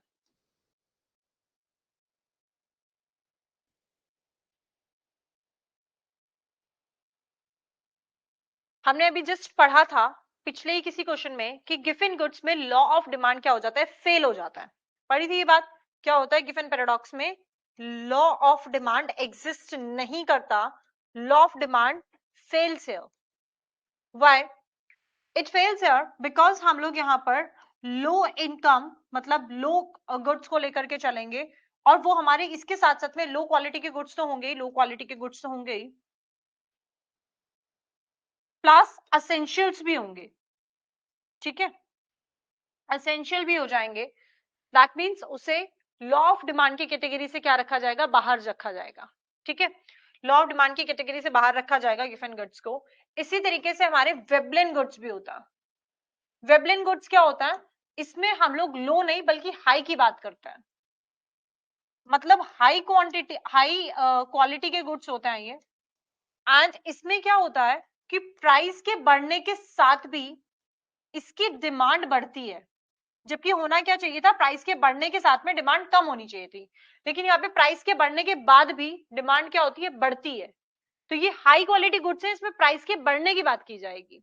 वहीं अगर हम गिफन गुड्स के बारे में बात करें तो ये लो क्वालिटी के गुड्स है, तो यहाँ पे प्राइस के कम होने की बात की जाएगी, मतलब गिरते हुए प्राइस के साथ भी हम इसकी डिमांड को क्या करते हैं, कम ही करते हैं। अब इसमें कोई भी प्लीज साइंटिस्ट मत बनना कि ऐसा कर दें कि मैम वेबलिन गुड्स में प्राइस को कम कर दें, फिर वो गुड्स वेबलिन गुड्स ही नहीं रह जाएंगे अगर प्राइस कम हो जाएगा तो। वेबलिन गुड्स का मतलब ही है कि प्राइस ज्यादा है तो डिमांड ज्यादा है, एंड गिफिन गुड्स को आप उसमें प्राइस को बढ़ा नहीं सकते, क्योंकि गिफिन गुड्स का मतलब ही है कि उनका प्राइस क्या है, कम है, उनकी क्वालिटी हल्की है जिसकी वजह से उनका प्राइस कम है, और उसकी वजह से डिमांड उसकी क्या रहेगी, कम रहेगी। हाँ, आर्टिकल्स ऑफ डिस्टिंक्शन बिल्कुल सही बात है, आर्टिकल ऑफ डिस्टिंक्शन और वेबलेन सेम रहेंगे प्रतीक। ठीक है, तो क्या बोला मैंने आपको, इनकम का इफेक्ट नहीं पड़ेगा गिफन गुड्स पर। हाँ, मतलब यहाँ पे लॉ ऑफ डिमांड फेल करेगा, इनकम का इम्पैक्ट तो छोड़ो, इनकम से तो बात ही नहीं करनी। सीधे सीधा सा अगर ये देखोगे इतने लो क्वालिटी गुड्स हैं कि इनकी प्राइस कम भी कर दोगे तो भी डिमांड नहीं होने वाली है। एंड अगर हम वेबलिन में बात करते हैं तो वो हाई क्वालिटी है, इसलिए उसमें प्राइस बढ़ाना ही है। इसमें अगर कोई प्राइस कम करना चाहता है तो वो अपने रिस्क पर ये एक्सपेरिमेंट करे, I am not responsible for that. Similarly in this कि आपको इसमें कोई एक्सपेरिमेंट करने नहीं है, और क्योंकि यहाँ लॉ ऑफ डिमांड फेल कर जाता है तो स्लोप नेगेटिव नहीं हो सकता, स्लोप को कैसा होना पड़ेगा, पॉजिटिव होना पड़ेगा। ठीक है, नहीं हुआ सेम। इंफीरियर में जरूरी नहीं है कि उसमें वो एसेंशियल्स हो। ठीक है, इंफीरियर में इट इज नॉट जरूरी, इट इज नॉट मैंडेटरी कि वो एसेंशियल्स भी हो, बट गिफिन में एसेंशियल भी होते हैं वो।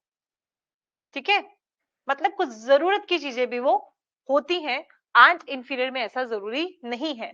इसमें बेसिकली ग्रेन्स आते हैं। ठीक है, कोर्स ग्रेन्स इसका पार्ट बनता है।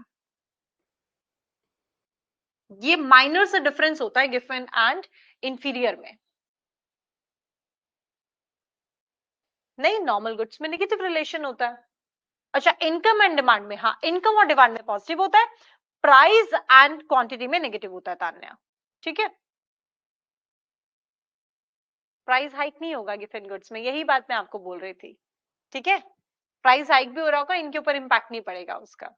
चलो, as a result of rise in consumers income demand curve for कॉस्ट ग्रेन, यहाँ पे इन्होंने इनको इंफीरियर गुड्स पे ले लिया, मतलब ये भी कॉस्ट ग्रेन्स है बट ये उतनी मैंडेटरी नहीं है। ठीक है, तो इनको क्या बोलना है कि इसके केस में, ओके हाँ ठीक है, बट ये मैंडेटरी नहीं है, ठीक है, तो इसलिए गिवन गुड्स का पार्ट नहीं बनेंगी, इंफीरियर गुड्स का पार्ट बनेंगी as a result of rise in consumer income. अगर कंज्यूमर की इनकम बढ़ भी रही है तो कंज्यूमर की बढ़ती हुई इनकम के साथ डिमांड फॉर कोर्स ग्रेन क्या हो जाएगी। अच्छा ठीक है, अब तुम ये सोचो कि तुम्हारी इनकम ज्यादा हो रही है, ठीक है, तो बढ़ती हुई इनकम के साथ आप लो क्वालिटी के गुड्स को, बढ़ती हुई इनकम के साथ आप लो क्वालिटी के गुड्स की डिमांड को क्या करोगे। ऑब्वियस है, समझदारी की बात है कि अगर इनकम इंक्रीज हो रही है ना, कंज्यूमर्स इनकम एज, अच्छा राइस है, सॉरी, कंज्यूमर की इनकम राइज कर रही है, ठीक है, कंज्यूमर की इनकम क्या हो रही है, बढ़ रही है। अगर इनकम बढ़ रही है तो आप लो क्वालिटी के गुड्स की डिमांड क्या करोगे, कम करोगे। अब वो पूछ रहा है कि ये हॉरिजॉन्टल हो जाएगी, वर्टिकल हो जाएगी, राइट में शिफ्ट करेगी कि लेफ्ट में शिफ्ट करेगी। हॉरिजॉन्टल वर्टिकल होने का तो कोई मतलब नहीं है, बट जो डिमांड है वो किधर शिफ्ट कर जाएगी, वो लेफ्ट में शिफ्ट कर जाएगी क्योंकि हम डिमांड कम करेंगे। So this makes it option number D. Explanation base का मैंने आपको कर दिया, ठीक है। आगे देखते हैं क्वेश्चन नंबर 28 को। If two goods are complementary, अगर दो गुड्स कैसे हैं, कॉम्प्लीमेंट्री है, तो rise in price of one, एक के प्राइस बढ़ने से क्या होता है, दूसरे के ऊपर इंपैक्ट, ठीक है। कॉम्प्लीमेंट्री गुड्स में एक का प्राइस अगर बढ़ता है तो दूसरे के ऊपर क्या इंपैक्ट पड़ता है, ये पूछना चाहता है।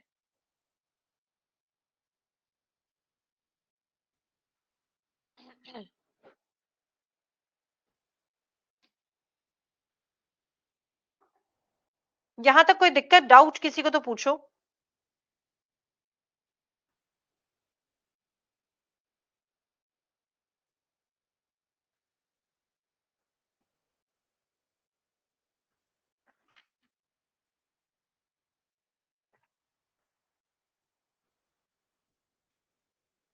ऑब्वियसली क्या होता है, फॉल होता है, राइट। कॉम्प्लीमेंट्री गुड्स है, अगर एक का प्राइस बढ़ेगा, ठीक है, तो दूसरे का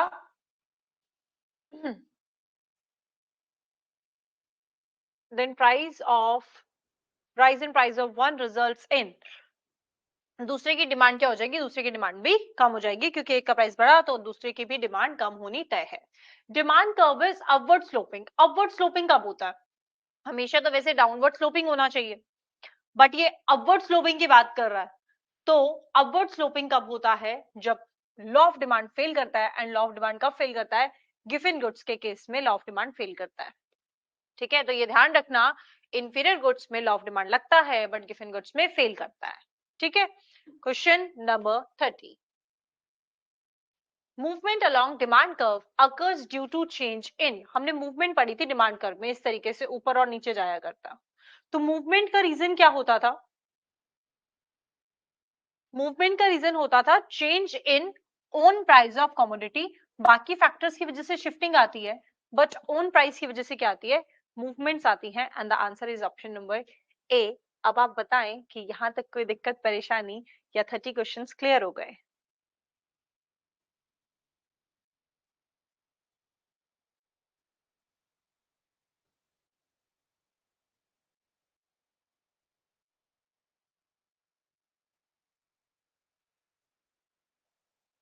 और स्कोर भी बता दो, ऑल क्लियर, ठीक है।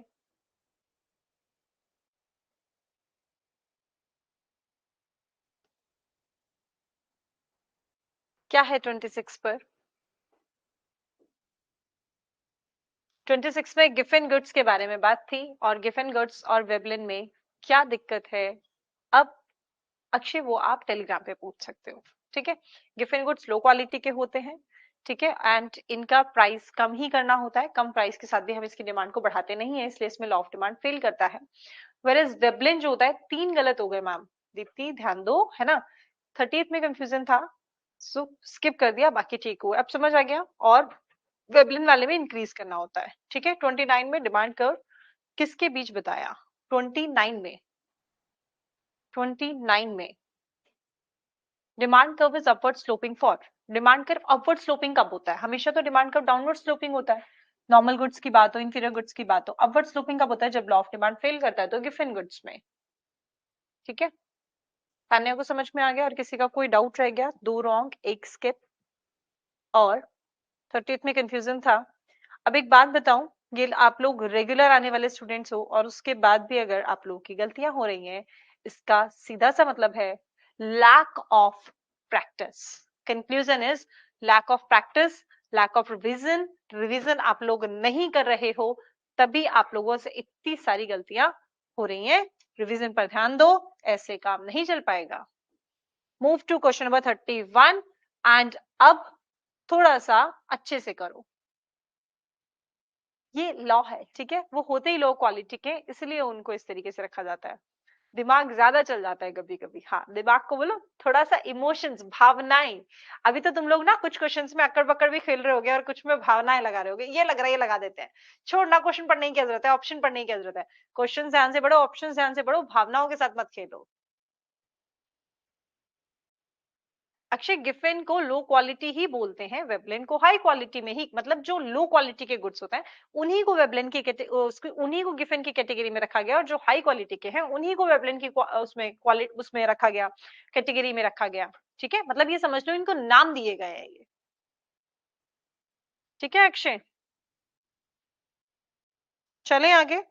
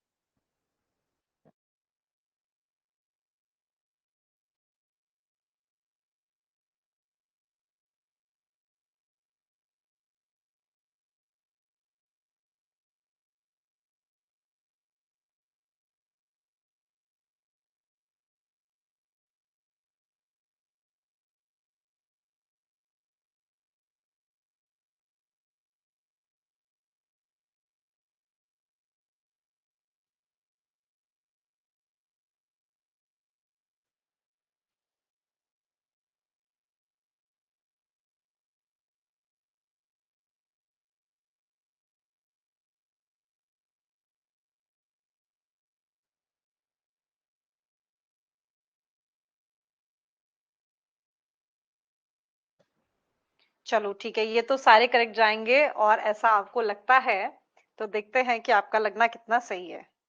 ठीक है,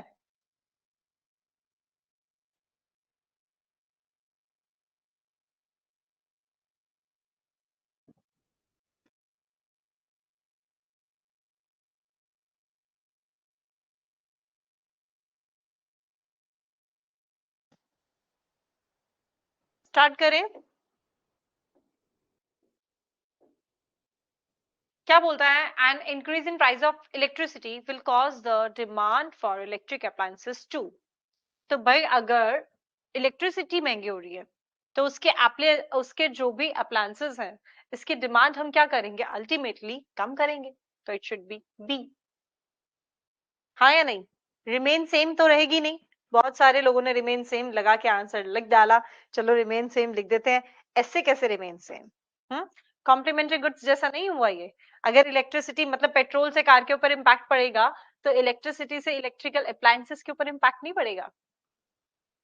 हम्म, क्या करनी चाहिए थी, फॉल करनी चाहिए थी।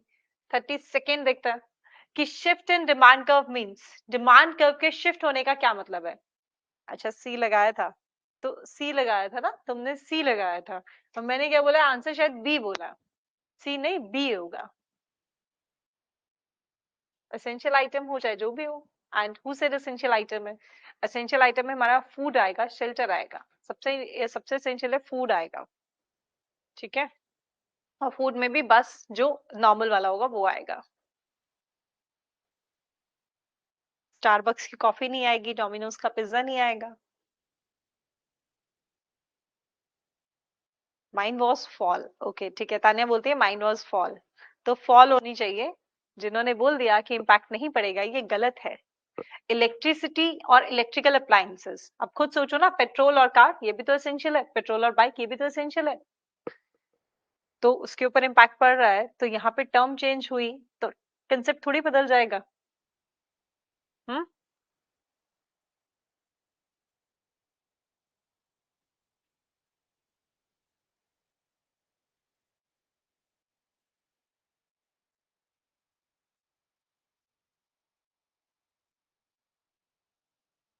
और बताओ क्या पूछना है।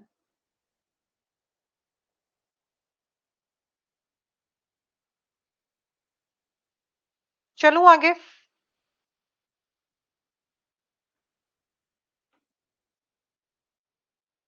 क्या बोलता है, बोलता है shift in demand curve mean, shifting का क्या मतलब है? Fall in demand due to rise in own price, own price से नहीं होता, ऑन प्राइस से नहीं होता। ठीक है, ऑन प्राइस से क्या होती है, मूवमेंट्स होती हैं।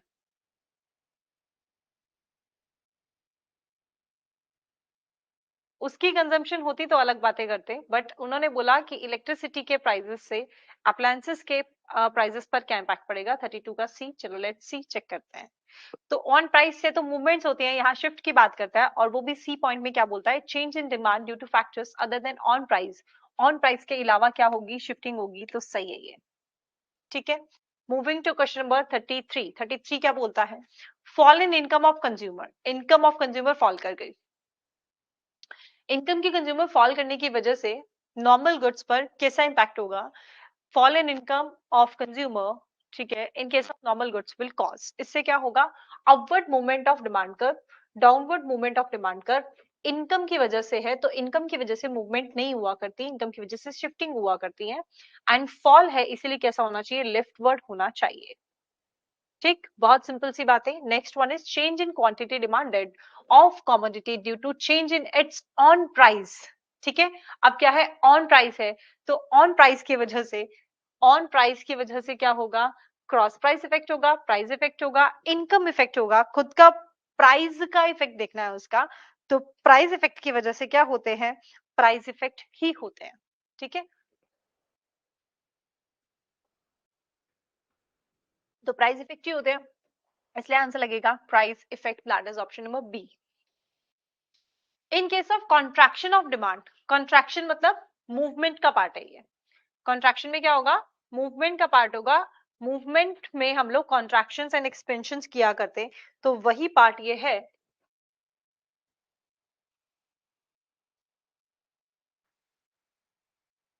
और इसका आंसर सब लोग अपना अपना देने लगो।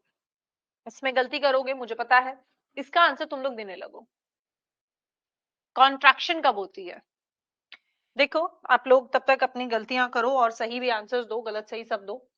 मैं तब तक इधर बात करती हूँ कि ये डिमांड कर्व है, ठीक है? ये डिमांड कर्व है और यहाँ पे कुछ भी एक ये ओरिजिनल वाला है। अब हमने क्या किया, हमने ये प्राइस है, प्राइस को हमने कम कर दिया, प्राइस को कम किया तो क्वांटिटी डिमांडेड कैसी आएगी, ज्यादा आएगी। ये हमारा रेड वाले पेन से शो कर दिया हमने। अब हमने क्या किया, प्राइस को बढ़ा लिया। तो प्राइस को जब बढ़ाएंगे, प्राइस यहां बढ़ गया तो क्वांटिटी डिमांडेड क्या हो गई, कम हो गई। ये पूरा सेक्शन प्राइस का है, ठीक है? ये पूरा सेक्शन किसका है, प्राइस का है। और ये किसका है, क्वांटिटी का है। अब हमने यहां पर बोल रहा है पॉइंट कॉन्ट्रैक्शन कब होगा, तो कॉन्ट्रैक्शन होगा जब हम क्या करेंगे, कम करेंगे, क्वांटिटी डिमांडेड को कम करेंगे। तो ये कॉन्ट्रैक्शन हो रहा है। कॉन्ट्रैक्शन अगर करना है तो क्वांटिटी डिमांडेड को क्या करना पड़ेगा, कम करना पड़ेगा। कॉन्ट्रैक्शन का मतलब है क्यूडी को, क्वांटिटी डिमांडेड को कम करो। क्वांटिटी डिमांडेड हमारी किधर कम हो रही है, ये ओरिजिनल था, इधर हमारी क्वांटिटी कम डिमांड हो रही है। तो हम ऊपर चले गए, तो ये नीचे से कहां गया, ऊपर की तरफ गया। तो कहां जाना है, from lower point to upper point on same demand curve. सही पॉइंट। आगे बोलता है to right on the same demand curve, उसके राइट साइड में उसको कर दो सेम डिमांड कर्व पे। राइट साइड पे कैसे कर दे, राइट साइड पे कर नहीं पाएंगे, ठीक है? सेम डिमांड कर्व पे राइट लेफ्ट होता नहीं है, सेम डिमांड कर्व पे राइट लेफ्ट होता नहीं है, सेम डिमांड कर्व पे तो अप एंड डाउन होता है। ओके, प्रतीक, प्रज्ञा एंड तान्या के आंसर्स सही हैं। अच्छा, तान्या ने पहले 35 का डी दिया और अब ए दे दिया। पलट रही हो अपनी बात से। ओके, सी वाले का क्या है, from upper two lower point. तो अपर पॉइंट से किधर आ जाएंगे, लोअर पॉइंट पे। अपर से लोअर आते अगर क्या होता, अपर से लोअर आते अगर वो क्या होता, क्वांटिटी डिमांडेड कॉन्ट्रैक्शन की जगह एक्सपेंशन की बात करता तो। Next one is to left on another demand curve, left पर आ जाए अनदर डिमांड कर्व पर तो वो शिफ्टिंग हो जाएगी, इसलिए answer becomes option A. And with this we have completed 35 questions successfully. Let's move to question number 36. अच्छा कितनी स्मार्ट हो रही है, बोल रही है ए को डी पढ़ लिया आपने, मेरे को पिछला वाला कमेंट भी दिखाई दे रहा है, मेरी फिलॉसफी यूज कर रहे हो।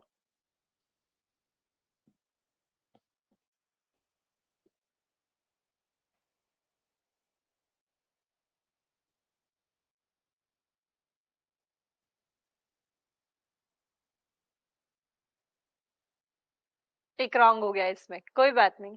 36 से देखना स्टार्ट करिए जल्दी से।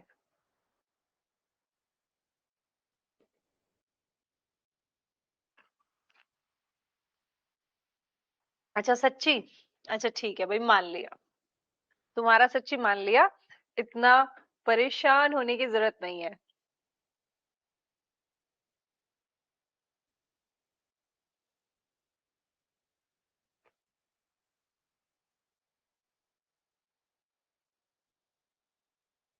ठीक है, आगे चलते हैं। 36 हो गया होगा, काफी देर से स्क्रीन पर है।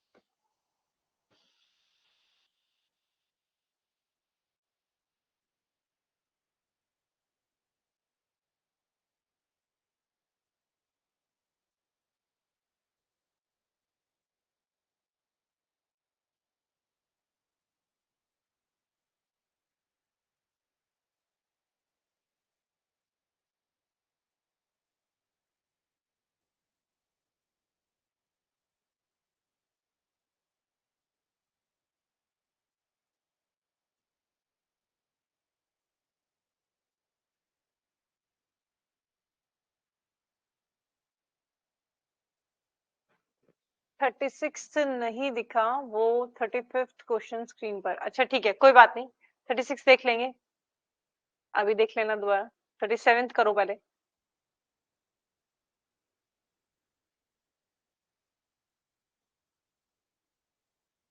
दिखाए तभी तो लोगों ने आंसर दिए 36 के।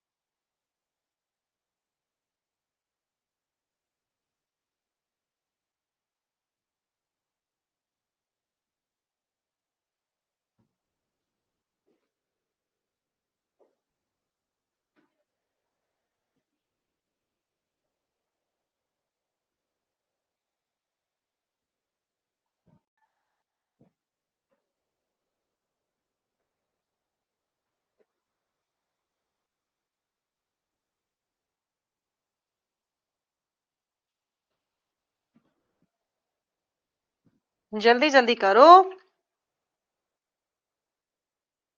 कुछ कुछ लोगों के आंसर साथ के साथ आ रहे हैं, उससे मुझे पता चल रहा है कि भाई अटेम्प्ट हो रहा है कि नहीं हो रहा है।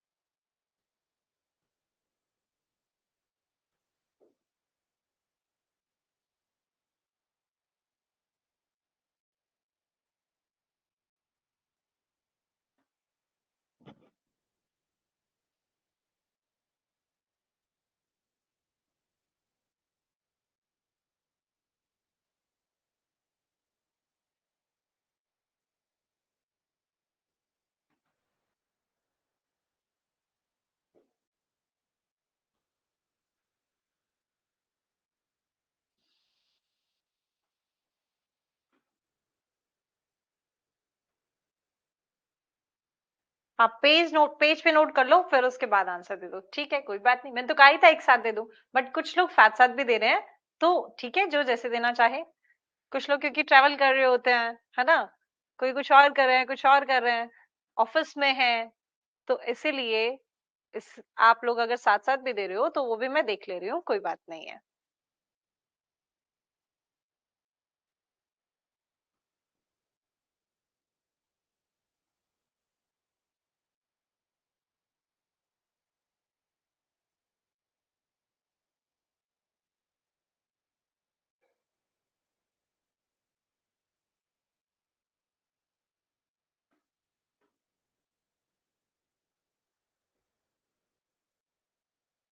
ठीक है, डिस्कशन स्टार्ट करें। हाँ, ठीक है, ओके, तो मूव करते हैं डिस्कशन की तरफ। And question number 36, question number 36 says increase in demand occurs due to, demand क्यों बढ़ती है, डिमांड क्यों बढ़ती है, डिक्रीज इन प्राइस की वजह से बढ़ती है, ठीक है, वो भी कॉम्प्लीमेंट्री गुड्स के, हाँ, इंक्रीज इन इनकम, इनकम की वजह से बढ़ती है demand, increase in price of substitute, substitute के प्राइस के इंक्रीज होने से बढ़ती है। सारे ऑप्शन सही है and answer is option number D.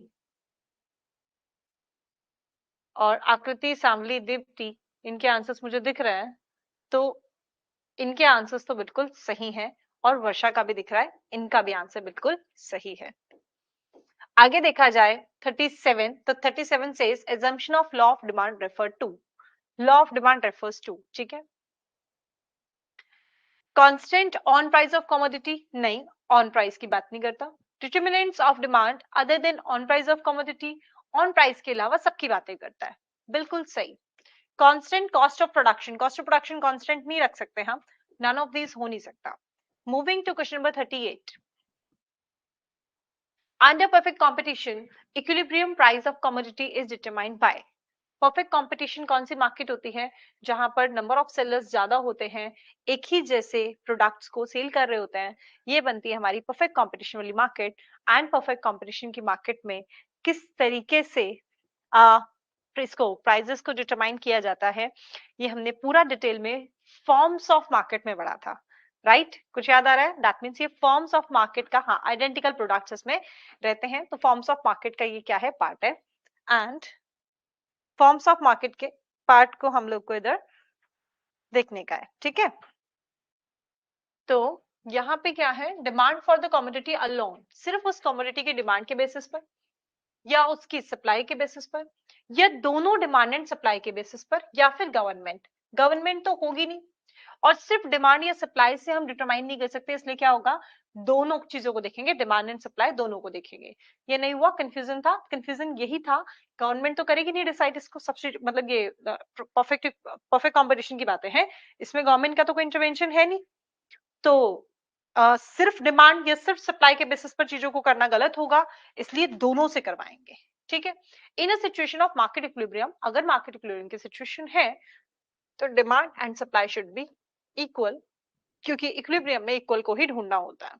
Moving to question number 40, in a situation of excess supply, अगर सप्लाई ज्यादा है, मार्केट प्राइस टेंड्स टू, ठीक है, ऑब्वियसली अगर सप्लाई ज्यादा है तो मार्केट प्राइस में क्या आ जाएगी, कमी आ जाएगी। एक्सेस सप्लाई की वजह से market price tends to fall, है ना। मार्केट प्राइस क्या होने लगेगा, कम होने लगेगा। Any doubt, any problem? हाँ बिल्कुल सही। अगर प्राइस से सप्लाई को जज करते तो डायरेक्ट चलता, है ना। प्राइस से सप्लाई को जज करते तो कैसा चलता, डायरेक्ट चलता। 3 सही, 1 गलत, 1 skip, all correct, all clear. ठीक है, तो क्योंकि हमको नेक्स्ट क्लास करनी है,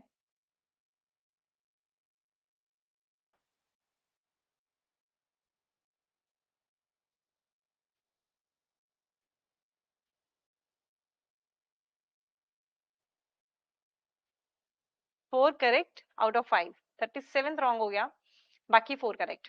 चलो ओवरऑल बताओ मुझे 40 में से आपके कितने आंसर्स करेक्ट हैं। बाकी के क्वेश्चंस हम कल प्रैक्टिस करेंगे। हम लोगों ने बेस से उठाना स्टार्ट किया है, दैट मींस एक बार बिल्कुल बेसिक बेसिक से क्वेश्चंस डिस्कस कर रहे हैं, सो दैट एक आपका क्विक रिवीजन हो जाए और आप लोगों को पता चले कि आपको क्या आता है। हाँ टोटल का बता देना मुझे, ठीक है, टोटल का क्या स्कोर है वो मुझे पता चल जाए। और मैं आपसे ये बात कर रही हूँ कि हमने आज बिल्कुल बेसिक से क्वेश्चंस किए, बिल्कुल बेसिक क्वेश्चंस, और इनको करने का रीजन बस यही था कि एक बार आप वापस से अपने रिवीजन मोड में आ जाओ और क्विकली आप देख लो कि आपने पढ़ा क्या, आपके कंसेप्ट्स की चीजें क्या है, फिर आप इस कंसेप्ट्स को लिंक करने वाले क्वेश्चंस भी देखोगे। फर्दर क्लासेस में हम लोग वो भी डिस्कस करेंगे, बट यहाँ पर ही आपका स्टेटस आप देखो एंड उसी के अकॉर्डिंग अपने आज के डे को प्लान करना किसी भी चीज के रिवीजन के लिए, क्योंकि आज तो सिर्फ इकोनॉमिक्स हो रहा है, इसके बाद फर्दर और भी सब्जेक्ट्स का हम इसी तरीके से डिस्कशन करेंगे, तो वो आपको एनालाइज करने में हेल्प करेगा कि आपकी प्रिपरेशन क्या है। और आज की आपकी प्रिपरेशन देखो कि क्या है, और वो मैं भी देख रही हूँ, है ना। 11 क्वेश्चन गलत हो रहे हैं, 13 क्वेश्चन गलत हो रहे हैं, और फिर इसके बाद में 33 आए हैं, दैट मीन्स 7 क्वेश्चंस गलत हैं, 8 क्वेश्चंस गलत हैं, है ना। नाम किसी का नहीं लूंगी मैं, बस देख रही हूँ कि किसका क्या है, और मेरे माइंड में सबका वो रिकॉर्ड भी हो रहा है कि किसका क्या स्टेटस चल रहा है। 35 5 गलत है, ठीक है, और 14 गलत है, ठीक है। इतना ज्यादा रेशियो गलत हो रहा है बहुत सिंपल से क्वेश्चंस में। थोड़ी सी ज्यादा प्रैक्टिस कर लो। 27 करेक्ट आउट ऑफ 37, अच्छा ठीक है 27 करेक्ट है आउट ऑफ 37, तो वापस वही बात है बच्चे, 10 गलत है ना। 14 रॉन्ग है, इधर 12 करेक्ट है आउट ऑफ 30, मतलब 18 क्वेश्चंस इनकरेक्ट हैं।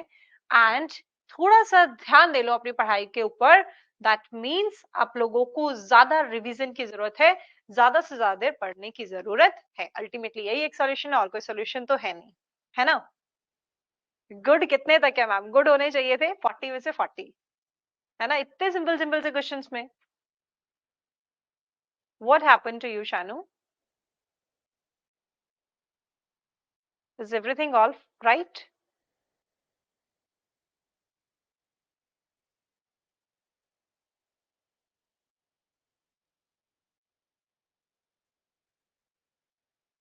अच्छा यू, हाँ ठीक है, इट्स बैड। हम्म, 4 स्किप कर दिए, 24 आउट ऑफ 36। नॉट गुड, ठीक है। तो दोनों बातें बोलूंगी, it's not good not bad, कोई बात नहीं, टाइम है अभी थोड़ा सा चीजों को इम्प्रूव करने का, तो चीजों को इम्प्रूव कर लो। Today is 8th of June and hopefully आप लोग चीजों को अच्छे से इम्प्रूव करेंगे एंड कल की क्लास में चीजें इससे ज्यादा बेहतरीन मुझे देखने को मिलेंगी। Hoping this, let's find up today's class. अब कौन सी क्लास है, करंट अफेयर्स की क्लास है, बिल्कुल सही बात है, अभी करंट अफेयर्स की क्लास होगी। Okay Shanu, just take care of yourself and get well soon. We wish to see you happy, healthy, smiling back in our class. ठीक है, as soon as possible. Just questions were charging, but practice करेंगे। हाँ बिल्कुल ठीक है, कल खतरनाक questions होंगे, देखेंगे। अभी सिंपल से टफ की तरफ लेके चलूंगी आप लोगों को, ठीक है। कल के टॉपिक कहाँ तक कवर करेंगे ये नहीं बताऊंगी, ये सरप्राइज है, ठीक है। चलो, so that's all for today. मुझे 2 कंसेप्ट नहीं पता थे, कोई बात नहीं, अगर पता चल गए हैं क्लास में तो बहुत अच्छी बात है, नहीं पता चले हैं तो हैं ही आप लोग ऐप पर हैं और टेलीग्राम पर हैं, सब जगह कनेक्टेड हैं। नहीं करंट अफेयर्स तो वैसे ही करेंगे जैसे कर रहे हैं, करंट अफेयर्स भी पढ़े कहाँ है आपने जो एमसीक्यू करोगे, ठीक है, चलो, thank you so much, have a super fabulous fantastic day today, and do practice as much as you can, do revise your concepts, क्योंकि इतने सिंपल सिंपल से क्वेश्चंस में गलतियां करने का मतलब है कि आपको थोड़े से एक्स्ट्रा एफर्ट्स लगाने की जरूरत है। अपने माइंड को रिलैक्स करके ज्यादा से ज्यादा चीजों को जल्दी जल्दी पढ़ने की प्रैक्टिस करिए, पीडीएफ के थ्रू पढ़िए, पढ़ के जल्दी जल्दी से किसी को बता दीजिए, है ना, मतलब किसी के साथ डिस्कस कर लीजिए, उसको बोलिए, रिकॉर्ड कर लीजिए, खुद से सुनिए रिकॉर्ड करके कि आपने क्या बोला, एक बार बैठ के रिकॉर्ड कर लिया, फिर जब लंच कर रहे हैं या थोड़ा सा रिलैक्स करने का मूड है तो कान में लगाया और सुन लिया कि आपने क्या पढ़ा है। ठीक है, इस तरीके से करके रिवीजन करते हैं। करंट अफेयर्स किसका है? करंट अफेयर्स ईओ वाला ही रहेगा जो हम कर रहे थे, उसी सीरीज को कंटिन्यू करेंगे और एपीएफसी में भी जाएगा, दैट मीन्स क्लास तो सबके लिए वो रहेगी करंट अफेयर्स की। हमेशा कहा गया है, फर्स्ट क्लास से कह रही हूँ कि करंट अफेयर्स का स्पेसिफाइड है, बट फिर भी क्लास सभी को दी जाती है क्योंकि वी नेवर नो कि कहाँ से क्वेश्चन पूछ लिया जाए। ठीक है, thank you so much, bye bye, take care, see you all soon, very soon in the class of current affairs, take care.